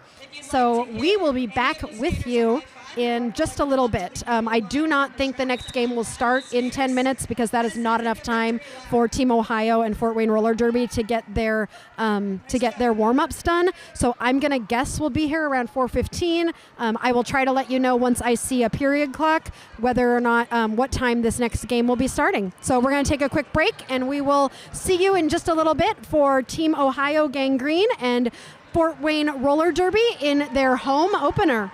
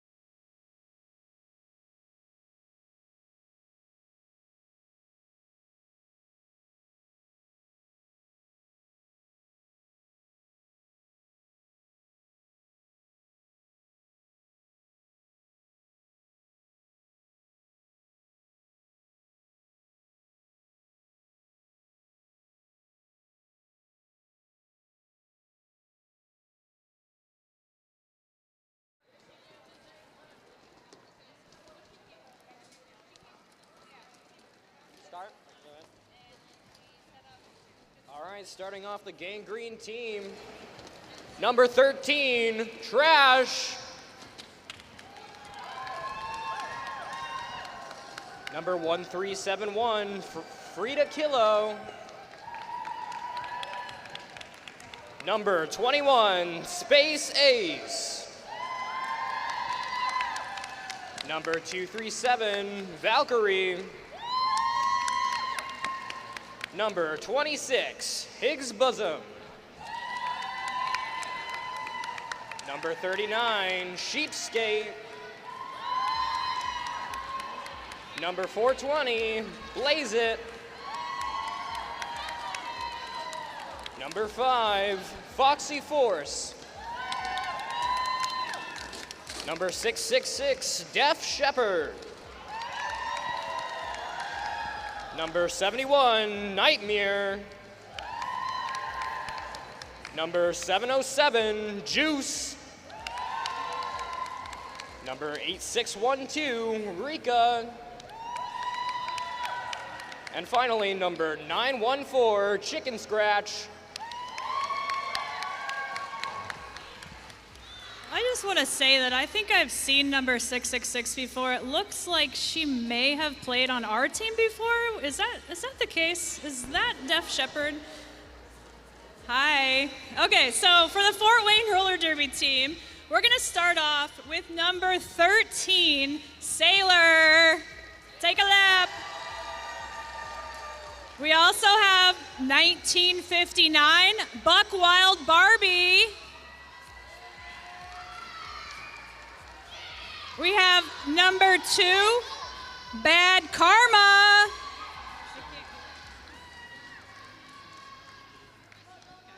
Number 229, Be Gone. This is Be Gone's second game ever. Coming back, number 26, Trademark. Great to see you back. Number 37, Chew Blocka. Number 318, Thor. Number 321, Kerpow. Number 47, AK. Number 60, Threats. Good to see you on your skates, Threats. We just saw Threats in the last game. Number 721, La Hapa. And then number, is it 8029, Morgan Donor, also a skater, only the second game ever. Excited to see you play. Unraveled Chaos is the captain, not skating in this game, but wanted to recognize her. And then number 811, Venom. Number 9, Feline Frenzy, which, is it her birthday today? When's your birthday? I'm pretty sure I saw a birthday sign for Feline Frenzy. And the last one, we had 1111 Star. Star is also playing for the second time in an adult game. Fort Wayne Roller Derby is coached by Dan DeMann and Killer B. All right, let's get back to our benches. We have already done a national anthem at the intro before the juniors game.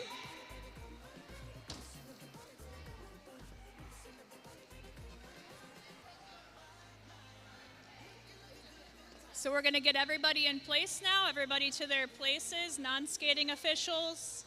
Make sure we have scorekeepers, timers. Welcome to Derby Date Night on the Road. Tonight we are pleased to be bringing you roller derby live from Fort Wayne, Indiana. You've got me, Aria Kidding Me, on the mic with my husband, Seriously, doing all the technical things to make Derby Date Night happen. As usual, we have left the kids, OMG and LOL, at home, but today is the first time we've actually traveled from our home to stream a game in a new location. We are based out of Muncie, Indiana, home of the corn-fed roller derby. And we sure are excited to get out of the house to enjoy this triple header day of derby. Earlier today, we had a juniors game followed by an open gender scrimmage, both exciting games. You are joining us now for Fort Wayne Roller Derby's home opener at the Ice House in Fort Wayne, Indiana. They will be taking on Ohio Roller Derby's Gang Green from Columbus, Ohio. Both teams have played one game so far in their 2023 season, and both teams won their games by over 100 points, which sets up a great match for both teams. And with that whistle, we are about to begin the first jam of this game.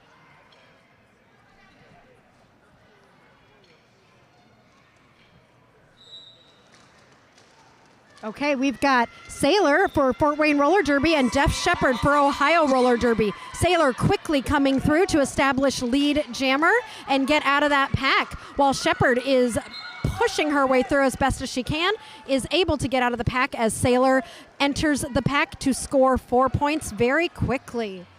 Def Shepherd is not able to get through to score any points, so that was a quick first jam. Sailor coming right out, scoring those 4 points, calling the jam off before those points can be responded to by Ohio. Just got here. The jams cannot last longer than 2 minutes, but they can be called off sooner by the lead jammer. Looks like Feline Frenzy's out there for Fort Wayne. Feline Frenzy lining up for Fort Wayne. Nightmare. And Nightmare will be your jammer for Ohio. As the whistle blows, both jammers getting a little bit stuck behind these packs. They're mashed up a little bit here. Ohio trying to get through on the outside is forced to recycle, while Feline Frenzy is able to get out and establish lead jammer. Feline Frenzy coming into the pack on her first scoring pass, finds some space on the outside and easily sweeps around for 4 points. Nightmare still looking to get out, has a little bit of a fall and is trying to find some space to get out of that pack as Feline Frenzy coming around to try and score again. Nightmare being forced to recycle. Feline deciding, time to call the jam. As that's happening, Feline decides that that is enough for right now When you are lead jammer, and calls the jam when she's a little bit stuck, control that when you are the lead bringing jammer. Fort Wayne to a total of 10 points to Ohio's 0. First skater to go through the pack cleanly. No points are scored on the first trip through the pack. Looks like Buck Wild. Okay, as we get ready to start again, Buck Wild Barbie is lining up again for Fort Wayne. And Frida Killo is lining up for Ohio Roller Derby. Frida pushing forward a little bit further, and it looks like this will be the first lead jammer for Team Ohio of this game. But Buck Wild Barbie is out not far behind as Frida Killo is coming around, looking to score some points before Buck Wild Barbie can score any. Frida Killo makes it through the pack as Buck Wild gets a little bit tangled up. Frida is not going to call the jam and is almost through as Buck Wild has been really just stuck in that pack. Finally is able to get out of the pack right as Frida comes through to just slice her way through that pack and score 4 points. Still not continuing to call it. She is going to run this jam. So Buck Wild again getting kind of stopped up by a very tight Ohio blocking defense, and Frida coming in to score 4 more points, bringing her total to 12. Buck Wild getting out of the pack there is behind Buck Wild, who is 4 points ahead of her in this jam so far. Frida getting pushed to the inside, wants to make it through, but this is the first time she's gotten kind of slowed down on this jam. Still not choosing to call it, is able to find her way on the outside, while Buck Wild is kind of trapped in the back of the pack. Frida calls the jam after scoring 16 points to Fort Wayne's 10. So high scoring bout for both of them, with Ohio outscoring Fort Wayne by 6 points on that one.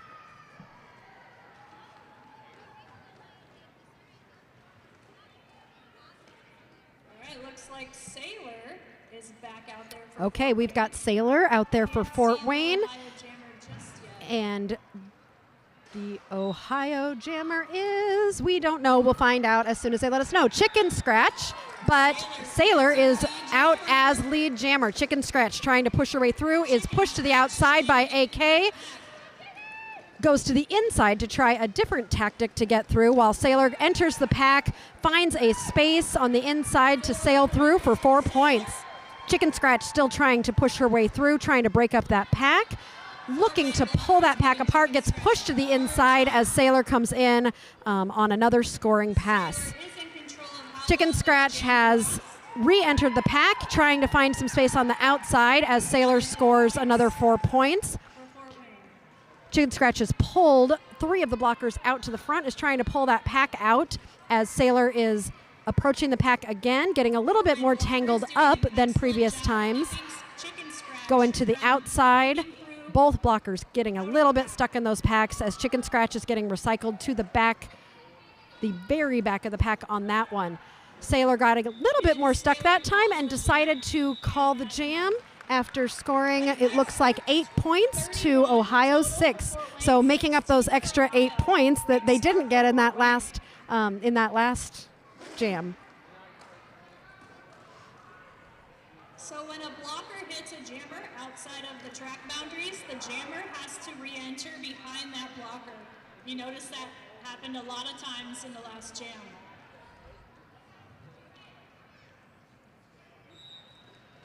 So Feline Frenzy for Fort Wayne, very quickly finding space on the outside to establish lead jammer. Def Shepherd is the jammer for Ohio Roller Derby and also is able to get out of the pack. Feline Frenzy approaching the pack on her first scoring pass, gets those 4 points and quickly calls it before Ohio can respond with any points of their own. Very quick jam, very good strategic choices being made there. A quick timeout being called. Ohio has called it in a timeout. Going to gather and talk strategy. Give themselves a little breather. I'm going to guess that timeout was called because we've started this game very quickly. And sometimes when a game gets going, it's already getting some momentum. A timeout is a really good chance to kind of, hey, let's stop, let's reset, let's make sure we're good with our strategy, kind of seeing where we want to head next. So sometimes a timeout can be a really good strategic way to kind of refocus.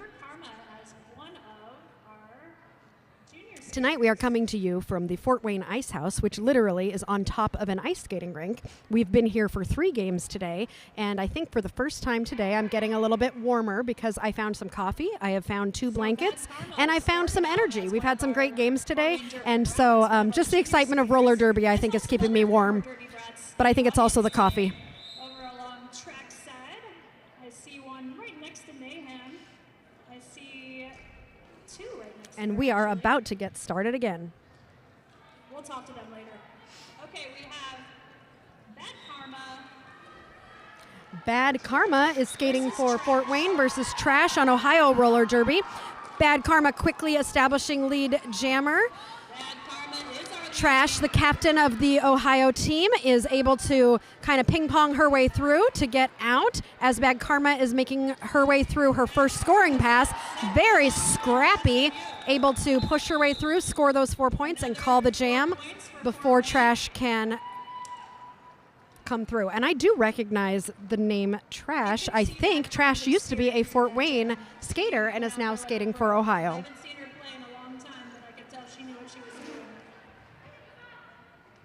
Lots of years in juniors. Okay, we're back to Sailor for Fort Wayne.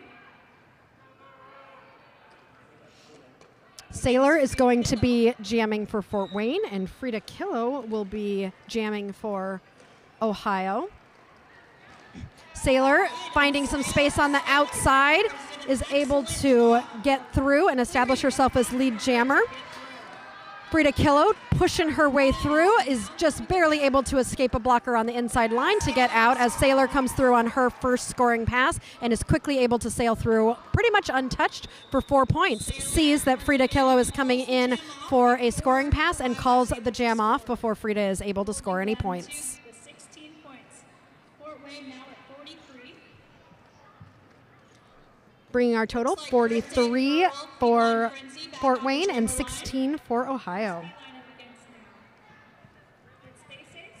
Feline Frenzy is going to be jamming for Fort Wayne in this jam, and we will find out the Ohio jammer as soon as someone either tells me or it gets posted.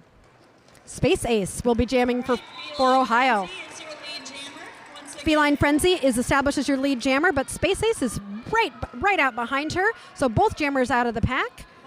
Feline Frenzy entering the pack to try and score some points. Space Ace also now entering the pack. Both jammers not quite able to make any progress, but then Feline Frenzy finds some space on the inside, makes it out. A big hits. La Hapa takes a little bit of a tumble there in a 3-person pileup as Feline Frenzy is now coming around for her second scoring pass. Space Ace is still on her first scoring pass, is trying to stretch out the pack. She is able to get through as a Fort Wayne pivot is headed to the penalty box. Feline Frenzy is now out after scoring her 8th point as Space Ace enters the pack on her second scoring pass. Space Ace has 1 Fort Wayne blocker to get past. She is able to get through for 4 points. Another thing is if there's a blocker in the Feline Frenzy also finding some space on the outside to get through to respond with 4 points of her own. Space Ace somehow finding space in the inside line without even being touched. I think this might have to do with the fact that 2 of the Fort Wayne blockers are in the penalty box. Feline Frenzy entering the pack, finding a strong complement of 4 blockers, not letting her through, decides to call the jam while she's stopped. So in that jam, looks like Fort Wayne scored 14 points to Ohio's 12. Establishing an early lead.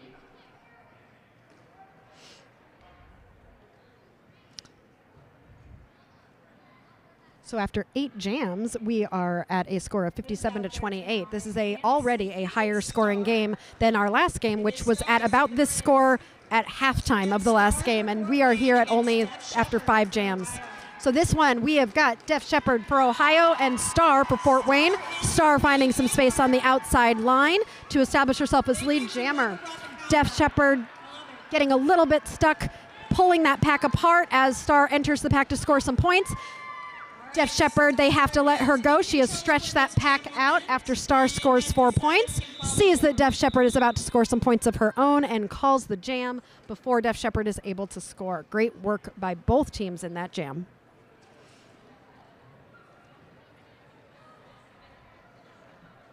So Star is another skater that aged out of the juniors program. Star was on the juniors team and is now... This is Star's second adult game with Fort Wayne Roller Derby. She used to be a junior skater, and this is only her second game, and she just came in. First jam out, scored some points, looking pretty good for her second game as an adult skater. We have Sailor skating for Fort Wayne, and Trash will be skating for Ohio Roller Derby. Trash looking for some space on the outside. Sailor doing a little bit of zigzagging in the back. Both skaters looking for some space. Sailor is going to come out victorious, but Trash is not far behind her. So both skaters are going to be racing to see what's going to happen. Sailor is going to enter that pack, quickly call the jam, hopefully before any points were scored on that one. It looks like we had 2 points. However, it looks like at least 1 Fort Wayne blocker might have been sent to the box. No, 2 Fort Wayne blockers were sent to the box at the end of that jam. So we will start this next jam with a Fort Wayne pivot and a Fort Wayne blocker in the box. So, and looks like full complement of Ohio blockers. From the last game where we had a jammer every other jam. Now we have Feline Frenzy. As the jam begins, Feline Frenzy for Fort Wayne, Frida Killo for Ohio. Both trying to get through. Frida Killo getting recycled back while Feline Frenzy finds some space on the outside to get lead jammer. AK pushing Frida Killo to the outside, taking her back while Feline Frenzy comes up to the Ohio pack and is able to find a little space between the tripod and the 4th blocker to get through. Both skaters now coming around together as Fort Wayne is gaining some of their blockers back, but losing some others. So I think we're still at 2 blockers for Fort Wayne. No, now we're down to 1 blocker from Fort Wayne. I think another one's headed to the box. But 2 more are coming back. So while all of that is happening, Frida Killo is making it through to score 4 points, but Feline Frenzy coming out right after her with 4 points of her own. After that jam, it looks like Fort Wayne was able to score 8 points and Ohio was able to score We are now 4. at 71 for Fort Wayne, 32 Ohio. We are in Jam 11, period 1. Almost to the halfway point of the first period. All right, we have about 16 minutes left in the first period, and we've already had 11 jams. This is a very quick-moving game. Star will be jamming for Fort Wayne, and Chicken Scratch will be jamming for Ohio. Some big hits. Chicken Scratch being forced to recycle. Star trying to push that pack apart, is able to find a space and establish herself as lead jammer. Chicken Scratch definitely fighting and scratching her way through to also get out of the pack, as I make my husband laugh at my corny jokes. Star is pushed to the outside. There's a little bit of a dust up there, and so she decides to reset herself while Chicken Scratch comes through and is able to score 4 points, even though she is not lead jammer. Star is able to make it through to respond to those 4 points with another 4 of her own. Star still lead jammer while Chicken Scratch enters the pack and takes a huge hit from AK, who is sent to the box. So Star is trying to make her way through. Chicken Scratch also takes a big hit from a Fort Wayne blocker and is forced to recycle. Chicken Scratch looking, she is having a tough time right now, trying to get through, spinning. She is working her best to stay up and really work her way through. Looking for some help from her offense, trying to push, just physically push her way through. She has passed the Star, and Threats is going to now be the jammer for Fort Wayne Roller Derby,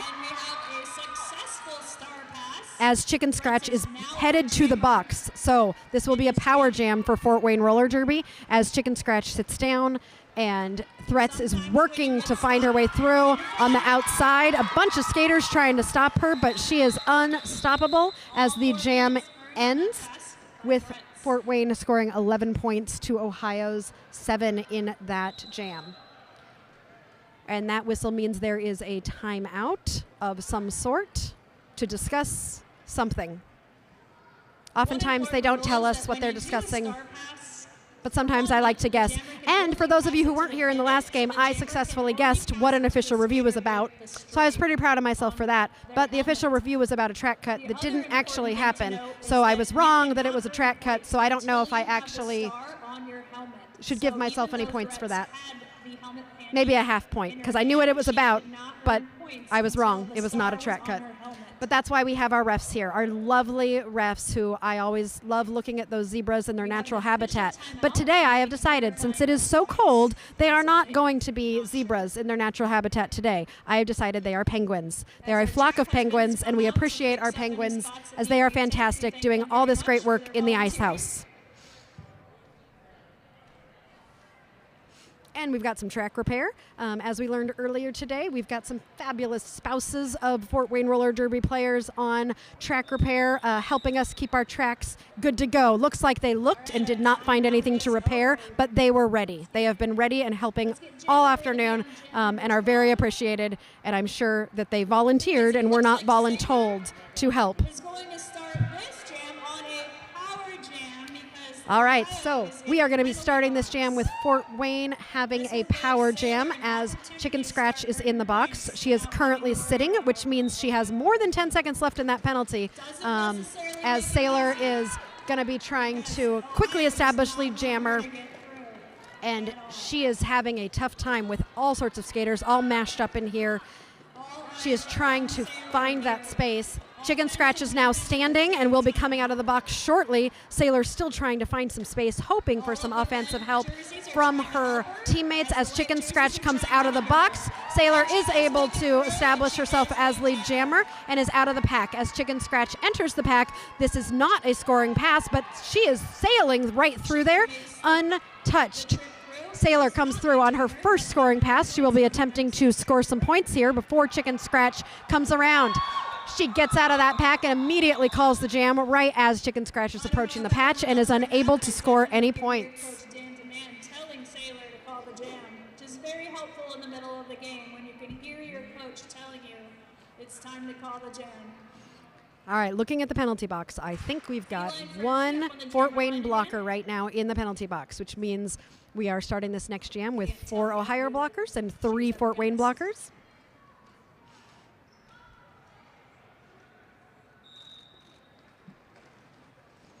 And we've got Nightmare for Ohio and Feline Frenzy for Fort Wayne Roller Derby. Nightmare is trying to push her way through. She's got a strong tripod of blockers that are blocking her on the outside and on the inside. She is really trying to figure out and swing that pack back and forth, while Feline Frenzy behind her is really choosing to do the straight on approach and is just trying to push that pack. Now Nightmare is stretching out the pack to try and force some of those blockers to drop off and bridge. She is down to 2 blockers, but takes a big hit from threats and is going to be forced to recycle. In the meantime, Feline Frenzy has got a tough group of blockers that she is trying to get to. She's getting some offensive help from her teammates, really trying to help her out. Bad Karma is trying to push her way out. Feline Frenzy is able to get out. Unfortunately, Bad Karma is on her way to the penalty box as Nightmare takes a huge hit and is trying to still find some space. Threats pushes her to the inside while Feline Frenzy comes around on a scoring pass to score 4 points. Nightmare has the star off and is probably looking for the pivot so that she can pass the star so that she can get a little bit of a rest. That star pass is successful. And we have a new jammer for Ohio while Feline Frenzy comes through scoring 4 points. Trash is now the jammer of record for Ohio Roller Derby and is coming through to score points. Feline calls the jam, but not before Trash is able to score 1 point. Did she score 1 point? 3 points. Good job, Trash. That's hard when you're a pivot. I always root for the pivots. 4 points for Fort Wayne, 42 for Ohio.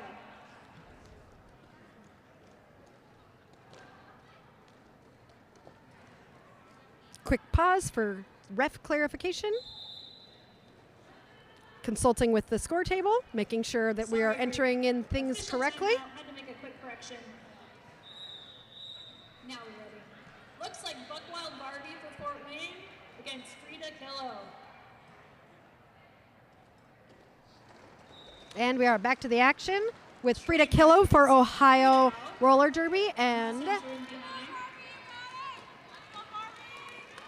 Buckwild Barbie is skating for Fort Wayne. Frida is able to pull that pack apart as she goes side to side and get out to establish herself as lead jammer. But Buckwild Barbie is right behind her. Last time, Frida did not choose to call the jam and chose to just rely on getting through. And so she is going to do the same thing this time. She did not choose to call the jam, and she's going to run this. Buckwild Barbie is kind of stuck in the pack. Frida Killo is able to get through with those 4 points, with Buckwild Barbie kind of a little bit trapped in there. I think she just took the star off. She's looking for the pivot. She handed it to the pivot, who, in a surprise move, put the star on already before she made it out of the pack. Frida Killo getting recycled to the back. The star has been passed to Trademark, who is now jamming for Fort Wayne. She was able to get out of that pack as Frida Killo is in the process of pushing this Fort Wayne pack apart and is able to get through for another 4 points of her own. Trademark is stuck in the pack. She has got blockers around her, but is able to push through those blockers and get through. Frida Killo approaching the block again, looking for some offensive help from her team. She is pushed to the inside and calls the jam before Trademark can score any more points. That was a high-scoring jam for both teams and really hard work. But Ohio outscored Fort Wayne by 4 points in that last jam. That was an interesting star pass. I don't know that I've usually seen people put the star on when they're still in the pack, but it also worked really well for Trademark because she was able to get out right after and came through and scored some points too. Okay, this next jam we've got Sailor for Fort Wayne Roller Derby and somebody else for Ohio. Sailor is coming through on the inside line. She came through really untouched, found a nice hole there, while looks Space Ace is the jammer for Ohio. She just made it out as Sailor is re-entering the pack, trying to find some space on the inside. She's not finding any there, so now she's going to try the outside as Space Ace approaches the pack to score some points. Sailor calls it, but not before Space Ace can score 1 point. 1 point, so that was a 4-1 point jam. If you notice on the That was fun. scoreboard, the smaller number next to the grand total is how many points that jammer scored in that jam, and it will change after each jam.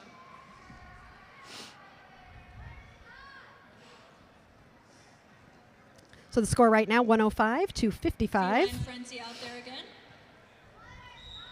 Feline Frenzy lining up for Fort Wayne. Def Shepherd for Ohio Roller Derby. Feline Frenzy is able to get out as your lead jammer. Def Shepherd, 2 Fort Wayne blockers to go, but they are out of play and must let her go. Feline Frenzy approaching the pack.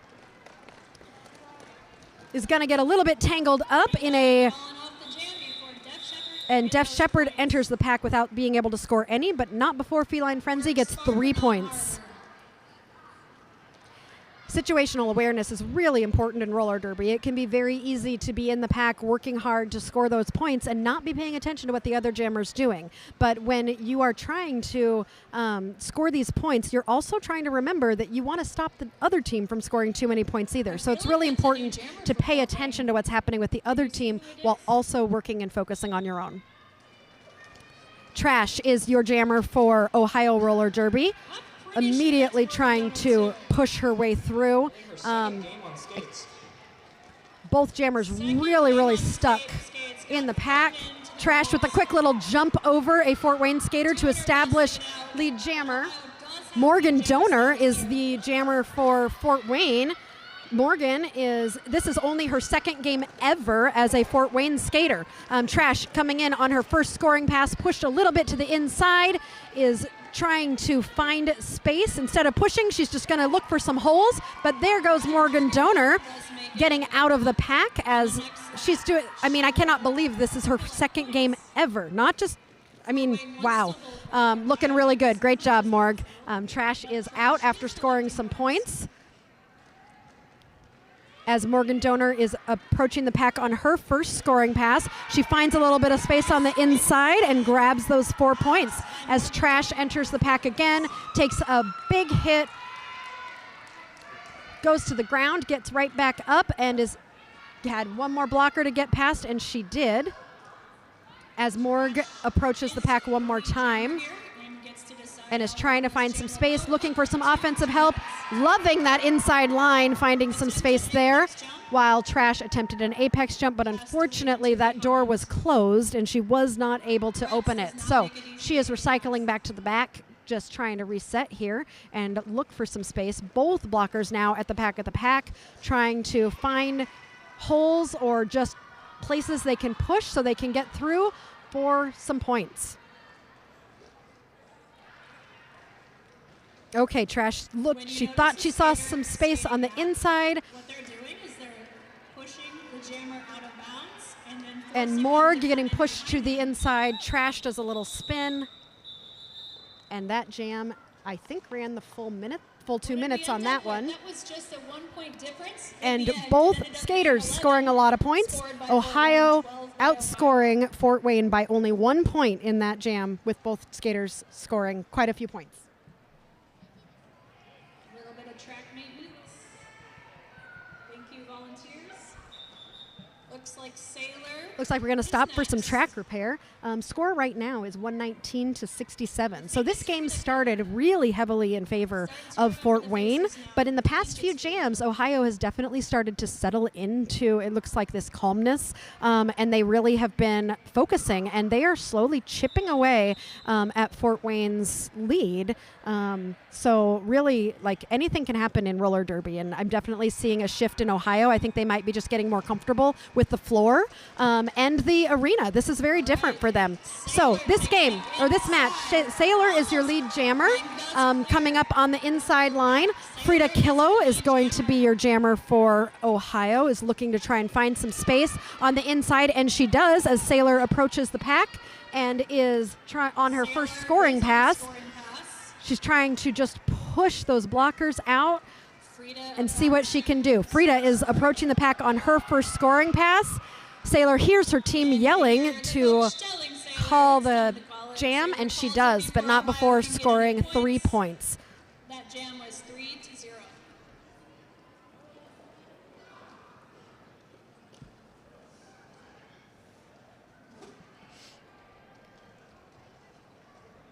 Just a few minutes left in this first half of the game. We have a little bit over 3 minutes left in the first half of this game.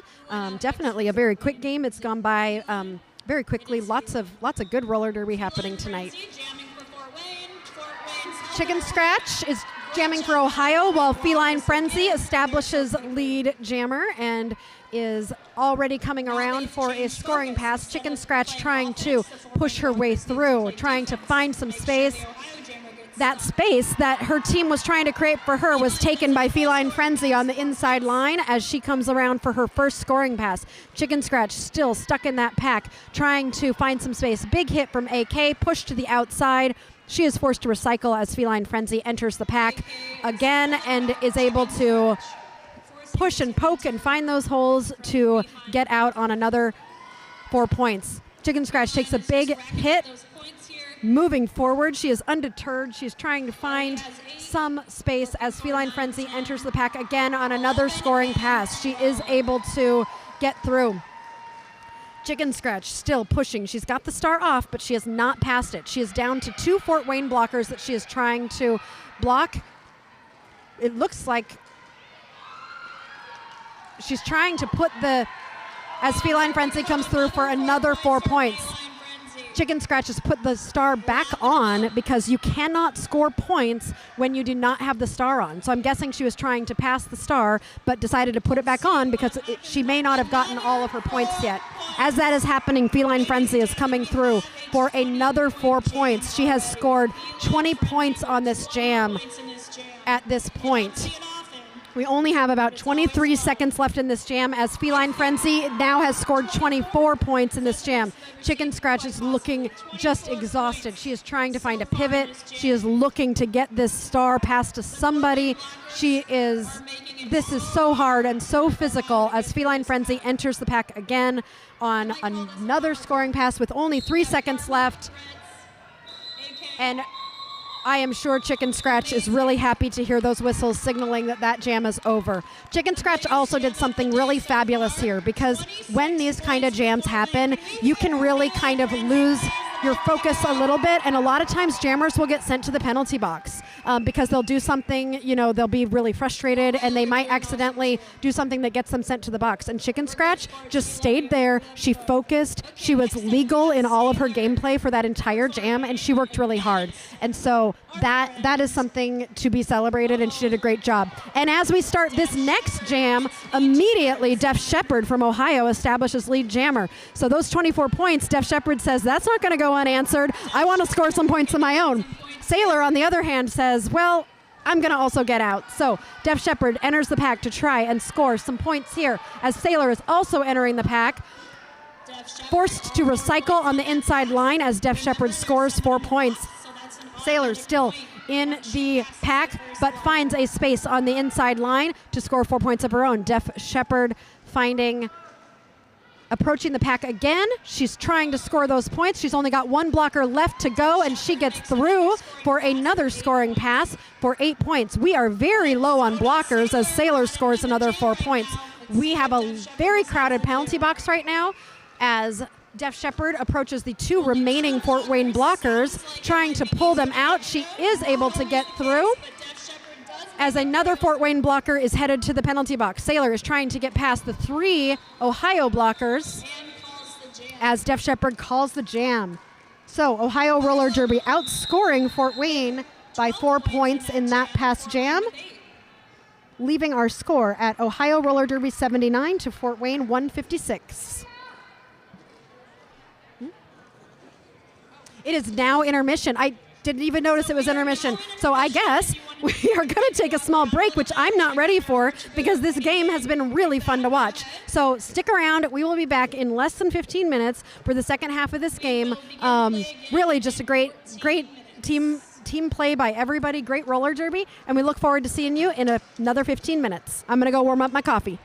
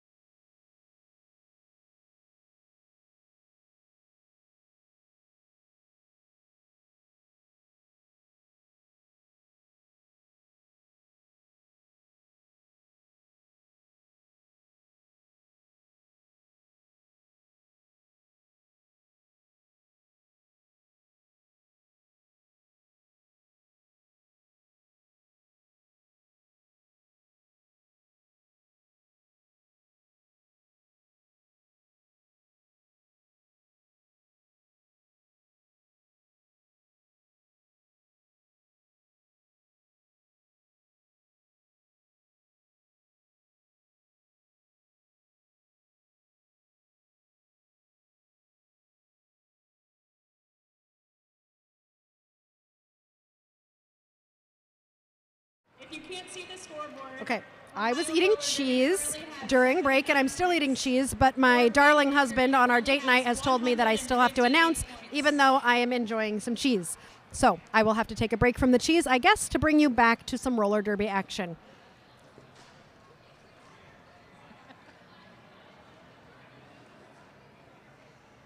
I mean, if you're not eating cheese on a date night, are you really doing it right?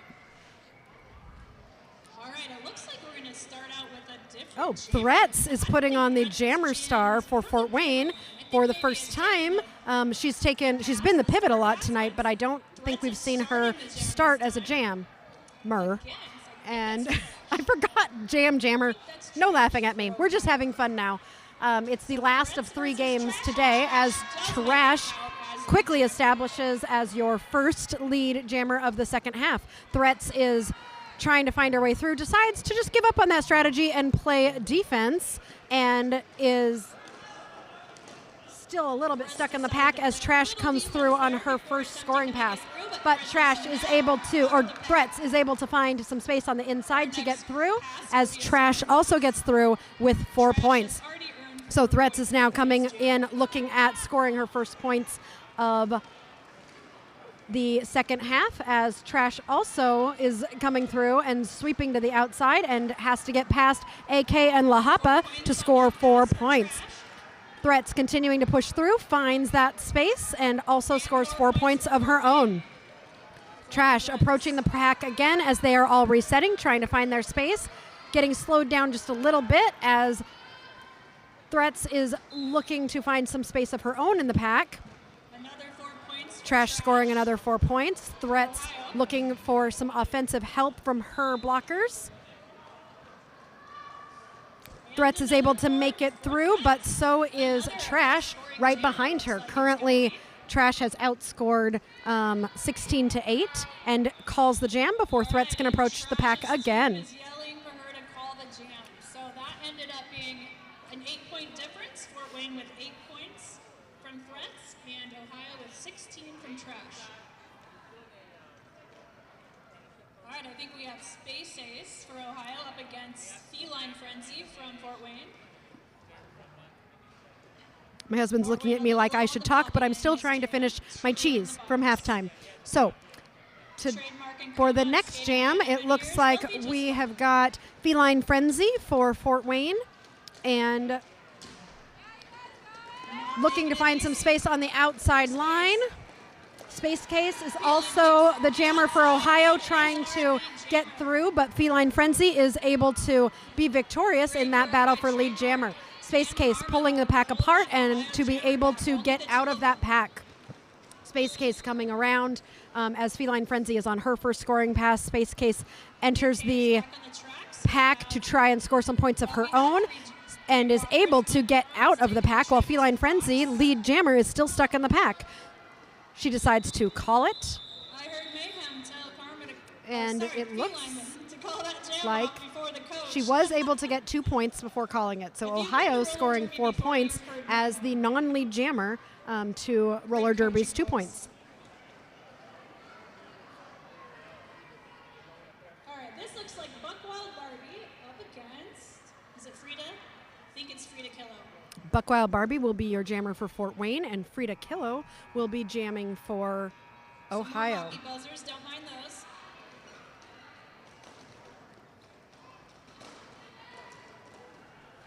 Frida Killo finding some space on the inside line is your lead jammer, as Buckwild Barbie is trying to find some space to get past those blockers. She breaks them apart and gets out of the pack as Frida Killo is approaching the pack to try and bring that pack to the outside, sweep to the inside to score her 4 points. Buckwild Barbie coming into the pack, big hit to break apart 2 of those blockers, is able to wait, she's got 1 blocker to go, and she is pushed to the outside and is being forced to recycle.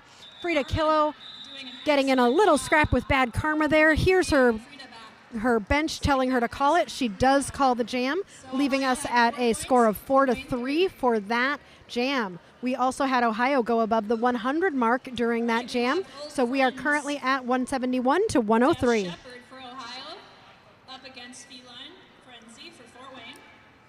Def Shepherd will be jamming for Ohio, and Feline Frenzy will be jamming for Fort Wayne in this next jam.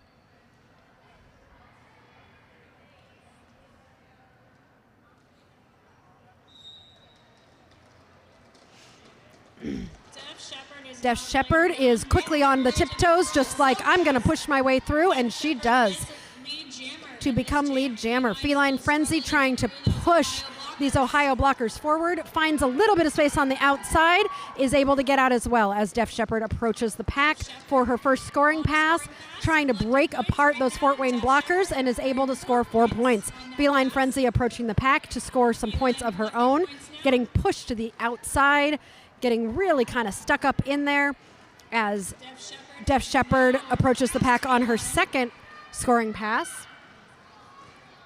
Lots of falling, lots of scrappiness, and Def Shepherd is able to get out to score another 4 points. Looks like there was a penalty on one of the Ohio blockers who's going to be sent to the box, as Feline Frenzy is still really stuck in the pack as Def Shepherd comes in to try and score some more points. Feline Frenzy able to finally find that space to get out. Def Shepherd getting out as well, not far behind her. Def Shepherd still lead jammer. Let's see if she's going to let Feline Frenzy enter that pack and keep this jam going. Looks like she is. Feline Frenzy just steps a quick step to the inside and is able to score those 4 points. Def Shepherd trying to also respond with 4 points of her own, and she does as Feline Frenzy is approaching the pack again. Looks like there will be a call this time so that Feline Frenzy cannot score any points. Finishing 5 points ahead for Ohio Roller Derby during that jam, scoring 16 points to Fort Wayne's 11, leaving our score at 119 to 182. Ohio is really starting to chip away at this lead slowly but surely. Just little by little. It's not any drastic things, but I'm just watching that Ohio number creep up a little bit from jam to jam. It's an official timeout, which means I can finish my cheese.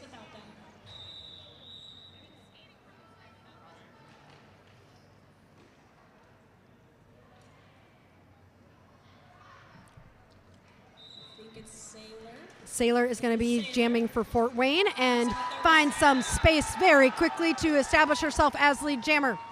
The Ohio jammer takes the star off and is potentially looking for some help as Sailor enters the pack, trying to break those Ohio blockers up, trying to find some space. Fort Wayne jammer is able to find some space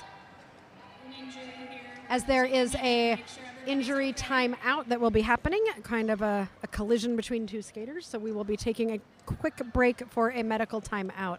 As I say during every medical timeout, we are very grateful to our medics for being here right beside the track. They are able to respond very quickly within seconds to anything that might occur, and we really appreciate them and all the work they do. All of our skaters on both teams are safe at all times.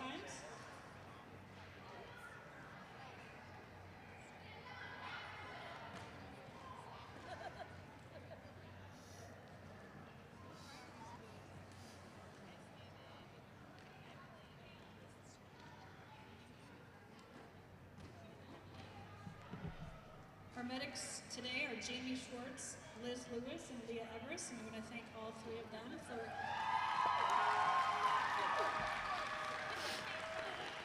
keeping us safe and healthy. Thank you much. Great to see Thank you to the medics. The skaters were able to get up on their own and return to their benches. And that's always a great thing to see. So we will wait for just a few more moments while everybody kind of reassesses and figures out, just kind of resets and figures things out, and then they will be getting back to Derby shortly. Track Derby Association. Some of them, we do have a concussion protocol. If a medic thinks that a skater may have a concussion, they will have them sit out.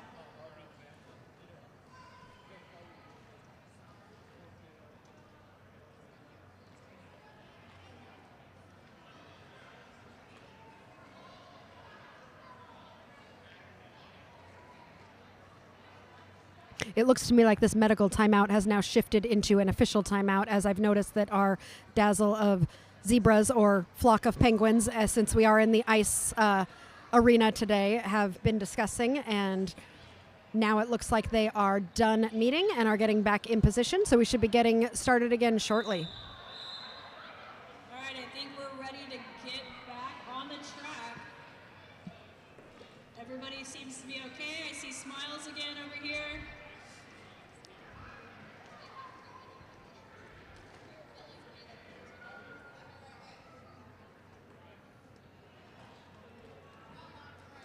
So I just noticed that one of our amazing MVP blockers from the first game, or the middle game, is now a referee. So thank you to Diamond for staying after your game and refereeing, helping out.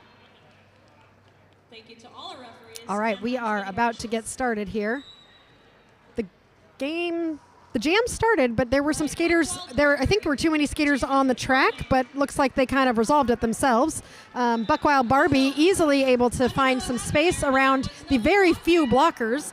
Space Ace right behind her because, again, not very many blockers out on the track right now. Looks like 2 and 2 from each of the teams. Buckwild Barbie deciding to get through for some points and then play a little bit of defense to help out her team, while Space Ace is a little bit stuck in that pack, is trying to stretch that pack out, force a no pack. She does so, and they are forced to let her go. Buckwild Barbie entering the pack again for another 4 points, is able to spin around and score 4 more points. Space Ace also now coming through, but Buckwild Barbie sees it happening and says, no, I think we're going to stop this jam for right now and not let you score any more points, leaving that jam at 8 points for Fort Wayne and 4 points for Ohio. All right, for Fort Wayne lining up on the jam line is Feline Frenzy. I think Fort Wayne is noticing that Ohio's doing a little bit of chipping away and definitely wants to slow that down and kind of stop any sort of momentum that is happening. Because I love Frida Kahlo as well. All right, Frida is lining up for Ohio, and nope, Feline Frenzy is lining up for Fort Wayne, and Chicken Scratch, it says Chicken Scratch for Ohio, but that is Frida, and she has just been doing a beautiful job coming out and establishing herself as lead jammer. Feline Frenzy out behind her. Frida getting pushed to the outside while Feline forcing to recycle, while Feline Frenzy looking for some space but getting stopped by that recycling skater from her own team. Frida trying to find that space is not able to. Feline Frenzy finds it, but then Frida sees that same space and just follows her right through. So both jammers about to approach the pack. Let's see if Frida's going to decide to, she is going to run it. She is going to hope that she can get through and that Feline Frenzy is not able to, but she's being forced to recycle by one of the Fort Wayne blockers, as Feline Frenzy does make it out of the pack on that one. Frida continuing to find that space, gets pushed to the outside as Feline is coming in on another scoring pass, and Frida says, I think that's enough, and calls the jam so that Feline cannot score any more points, which means that that one ended up in a tie. They both scored 8 points, and Fort Wayne just hit the 200 mark. So 200 points for Fort Wayne roller derby and 131 for Ohio. Just under 20 minutes to go. I will be doing no more cheese breaks as I am now out of cheese. Sailor versus our old No more date night cheese.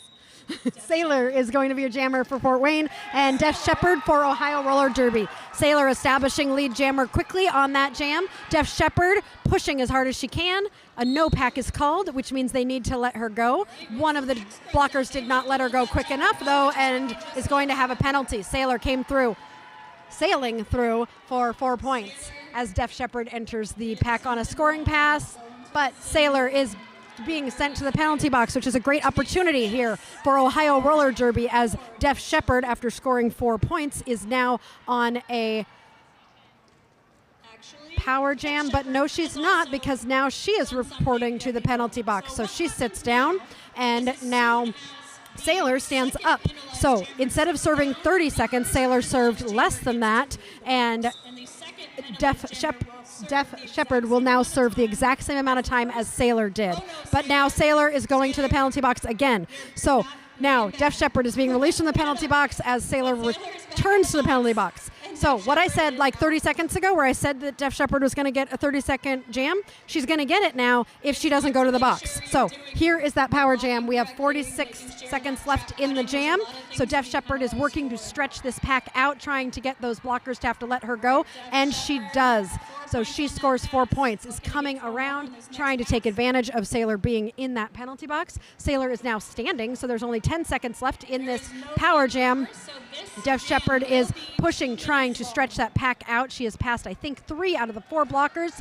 She is now down to 1 last blocker. She just needs to get past AK. She is able to, as Sailor is out of the penalty box and now approaching the pack herself. With 14 seconds left in this jam will go the full 2 minutes. Sailor gets through for another 4 points as Def Shepherd enters the pack one last time to see how many points she can score before this jam is called. And it looks like she got 3 out of the 4 points on that very last push, which is fantastic. So Ohio really making some ground in that last jam, scoring 15 points to Fort Wayne's 4. So Ohio is at 146 with Fort Wayne at 204, continuing to just chip away at that lead. This is a fun game. All right, for Fort Wayne, I think we have Bad Karma lining up. Bad Karma lining up for Fort Wayne. I don't think I've seen her line up yet as a jammer. And All right, I think it's Trash for Ohio Roller Derby. Bad Karma just stepping her way through to try and get through, while Trash is heading to the penalty box, which is the last thing that Ohio Roller Derby wanted after that really good momentum they just created. Bad Karma asking her blockers for help that they give to her, easily scoring those 4 points. Ohio really needing to focus and just stay calm so that they can stop any bleeding that might be happening while Trash is still sitting in the penalty box. Bad Karma trying to continue to push her way through. She decides to call the jam and leave the Ohio jammer in the penalty box. Trash is standing, so she does not have long left in the penalty box, so she won't be there long, which means we'll be starting this next jam with a, it looks like maybe Feline Frenzy is going to be the jammer. So she will start with a power jam, but only for a few seconds. So her goal is going to be to get that lead jammer status before Trash can get out of the penalty box and grab it from her. The jam begins, and it is looking pretty scrappy there. And Trash is out of the penalty box, but Feline Frenzy is able to get out, takes a big hit from Threats, is really looking at trying to pull these blockers apart, is trying to getting recycled by La Hapa and pushed to the outside, forced to recycle again as Feline Frenzy comes through and scores 4 points while Trash is able to get out of the pack. Both jammers coming around really in a foot race at this point. Feline Frenzy asking for her blockers to move to the front so she can try and pass the Ohio blockers and then call the jam. So what Feline Frenzy did there was she told the Fort Wayne blockers to get in the front so that she could have the opportunity to score points by passing Ohio blockers, and so that her opponent, who was right behind her, did not have the chance to pass any Fort Wayne blockers, which is exactly what happened in that jam. All right, Ohio realizing they do not have a pivot. They need to quickly get that pivot panty on. Ooh, that went on like 1 second before the jam started, but it was on. So luckily Ohio does have a pivot in case they need it. We start this jam with Frida jamming for Ohio. She is looking to get through. And Buckwild Barbie is jamming for Fort Wayne, finding some space on the outside at the same time as Frida. Oh, I do not know how they established lead jammer there, but it was Buckwild by a hair. She barely got it. They're both coming around. They're both looking to score. Big crash into the pack. Buckwild is still the lead jammer, but Frida is the one who almost made it through before getting pushed to the outside by Venom, who was able to really, she is the only reason why Frida got stuck in the pack there, so great job on that. Buckwild able to find some space on the outside to get through as Frida is still trying to pull that pack apart. They are having to bridge right now, which means that every 10 feet a skater must must drop off, otherwise they're not with the pack anymore. Frida getting recycled again as Buck Wild enters the pack to try and score some more points, getting pushed to the inside. Both skaters really struggling to make it through there, but I think Buck Wild grabbed a few points there. Okay, that jam was a 5-4 jam, so they both scored points. Fort Wayne scored one more point than Ohio there. Ohio has now hit the 150 mark, just really trying to chug along to catch up to Fort Wayne at 221. All right, we have Sailor on the jammer. Sailor is going to be jamming for Fort Wayne. Pretty sure we have Def Leppard. And Def Leppard will be jamming, Def Shepherd will be jamming for Ohio. All right, both jammers stuck in a really scrappy pack, both using a lot of shoulders, and Def Shepherd is out as your lead jammer, but Sailor is not too far behind her, and it is becoming a foot race. Let's see what Def Shepherd decides to do. She is going to, looks like, run this jam. They both hit the pack at the same time, but Sailor gets through for those 4 points before Def Shepherd, who is currently your lead jammer and controls this jam. Def Shepherd continuing to push. She has one Fort Wayne blocker to pass, and she is able to get past as Sailor comes through for another 4 points. So she is, I think, outscoring Def Shepherd right now with 8 points to Def Shepherd's 4 points. Both packs getting ready for the jammers to enter again. Def Shepherd decides to call it before losing any other points to Sailor. Great work by both jammers in that jam. And the blockers too, of course. As you can see, there was a lot of visiting, entering and going to the penalty box there, but looking at the penalty box right now, it looks empty. So I think people went and visited it and left, and I think we are good. And everyone is out of the penalty box right now, so we are starting this jam with our full complement of blockers.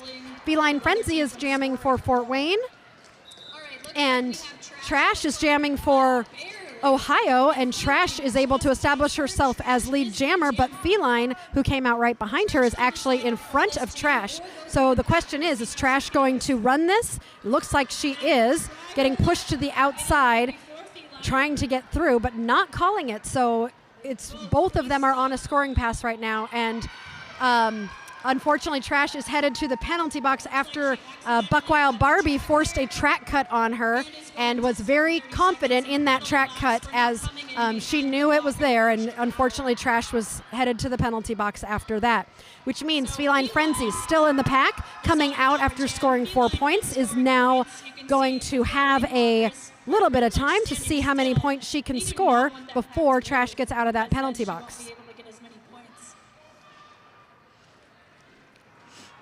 Everybody's all kind of mashed up in there, but Feline Frenzy is able to see a space on the outside while Trash is standing in the penalty box, which means she'll be coming out shortly. And she has now re-entered and is looking for that space on the outside line, trying really hard, and she is able to get through, but unfortunately is called on another track cut and is headed right back to the penalty box. La Hapa doing some offense for Feline Frenzy, trying to create a space for her. And another Ohio blocker is sent to the penalty box, which is good news for La Hapa, is what she said with her body language, as Feline Frenzy comes out and after scoring another 4 points. Feline Frenzy at this point has scored 12 points to Ohio's 0. So this was definitely a really productive jam for Fort Wayne. And she sees that space that was created on the inside for her and takes that to bring that up to 16. That jam ends after 2 minutes, leaving Trash still in the penalty box. She is standing, so she won't be in there for long, but Fort Wayne and looks like Sailor will be starting this jam with a power jam. We are under 10 minutes left in this game, and we have had 13 jams so far with looks like Fort Wayne is almost 100 points ahead of Ohio Roller Derby. So these past few jams for Fort Wayne have been really productive, and they've really tried to establish, like really scoring some good points and extending that lead. Bad Karma is your jammer for Fort Wayne and is able to establish lead jammer status pretty quickly as Trash comes back in from the penalty box and is trying to push that pack apart, and she is able to do so, and she is now out as Bad Karma comes in on her first scoring pass. Very scrappy, pushing her way through and decides to call the jam before Trash can respond with any points of her own. I love watching Bad Karma come out and jam. She really is very scrappy, and she just gets on those toe stops and she just pushes her way forward, and it's really hard to respond to that. I mean, it's just, you just kind of watch her like, stop, just right through the pack. It's great to see. Now, speaking of opposite jammer styles, Frida is, I've been watching her tonight, and she is just so graceful and patient in the way that she does her jamming. I love watching so many different jammer styles able to be so productive and earn points. It's really neat to see that there's not just one way to be a successful jammer. As I'm talking, Sailor has established lead jammer for Fort Wayne. As Frida is looking for some space. She has one more blocker to get past on Fort Wayne, and she is able to get through. As Sailor is now approaching the pack on a scoring pass, she is finding a very tough, strong Ohio group and decides to call the jam before Frida can score any points. But she was able to get past the hips of at least one Ohio, it looks like, one Ohio blocker. So she was able to score 1 point on that jam. We are now at 250 points for Fort Wayne, 157 for Ohio.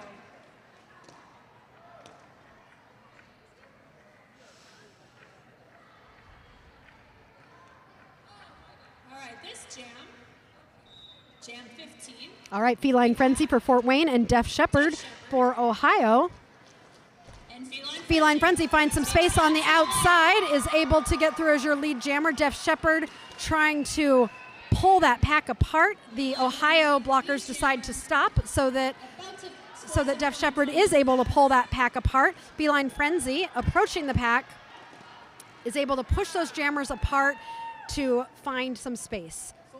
Def Shepherd also found some space and is out on her first scoring pass, but she's not lead jammer. Let's see if Feline Frenzy is going to let her try and score some points. She is. She is going to let this jam keep going, and Def Shepherd is able to get through to score 4 points. While Feline Frenzy is still in the pack, pushes through. I hear a whistle. I'm not sure who just got a penalty there.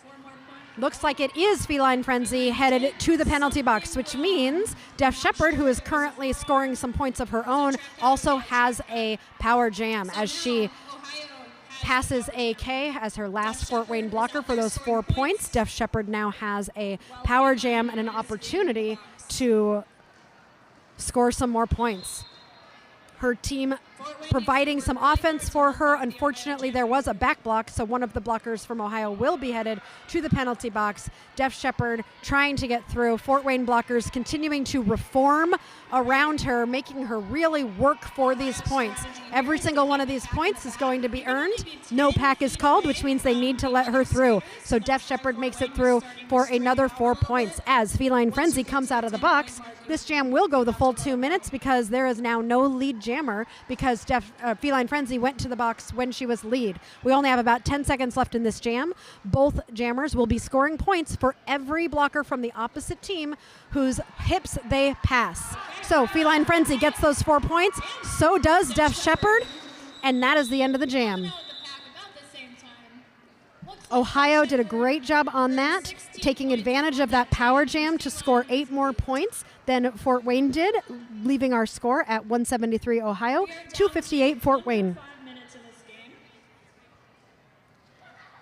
I think Ohio has decided they are going to make sure and try to see that Fort Wayne does not beat them by over 100, and they're going to make it very hard for Fort Wayne to do that. We've got less than 5 minutes left in this game. We've got 3 minutes and 57 seconds left on the clock.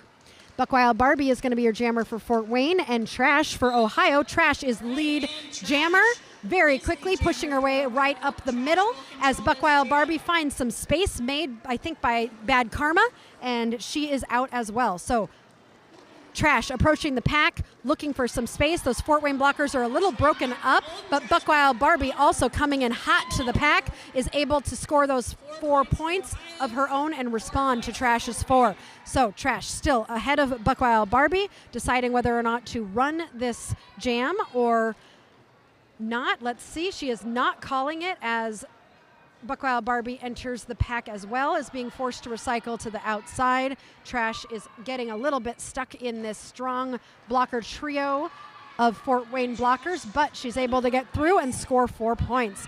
Buck Wild Barbie is kind of still tangled up in the pack there, but just found that space and is now out as Trash enters the pack, tries to do an apex jump, but is pushed to the inside, forced to recycle, trying to find that space, trying to push them forward. Buck Wild Barbie also entering the pack here in this very, very mixed up, tangled web.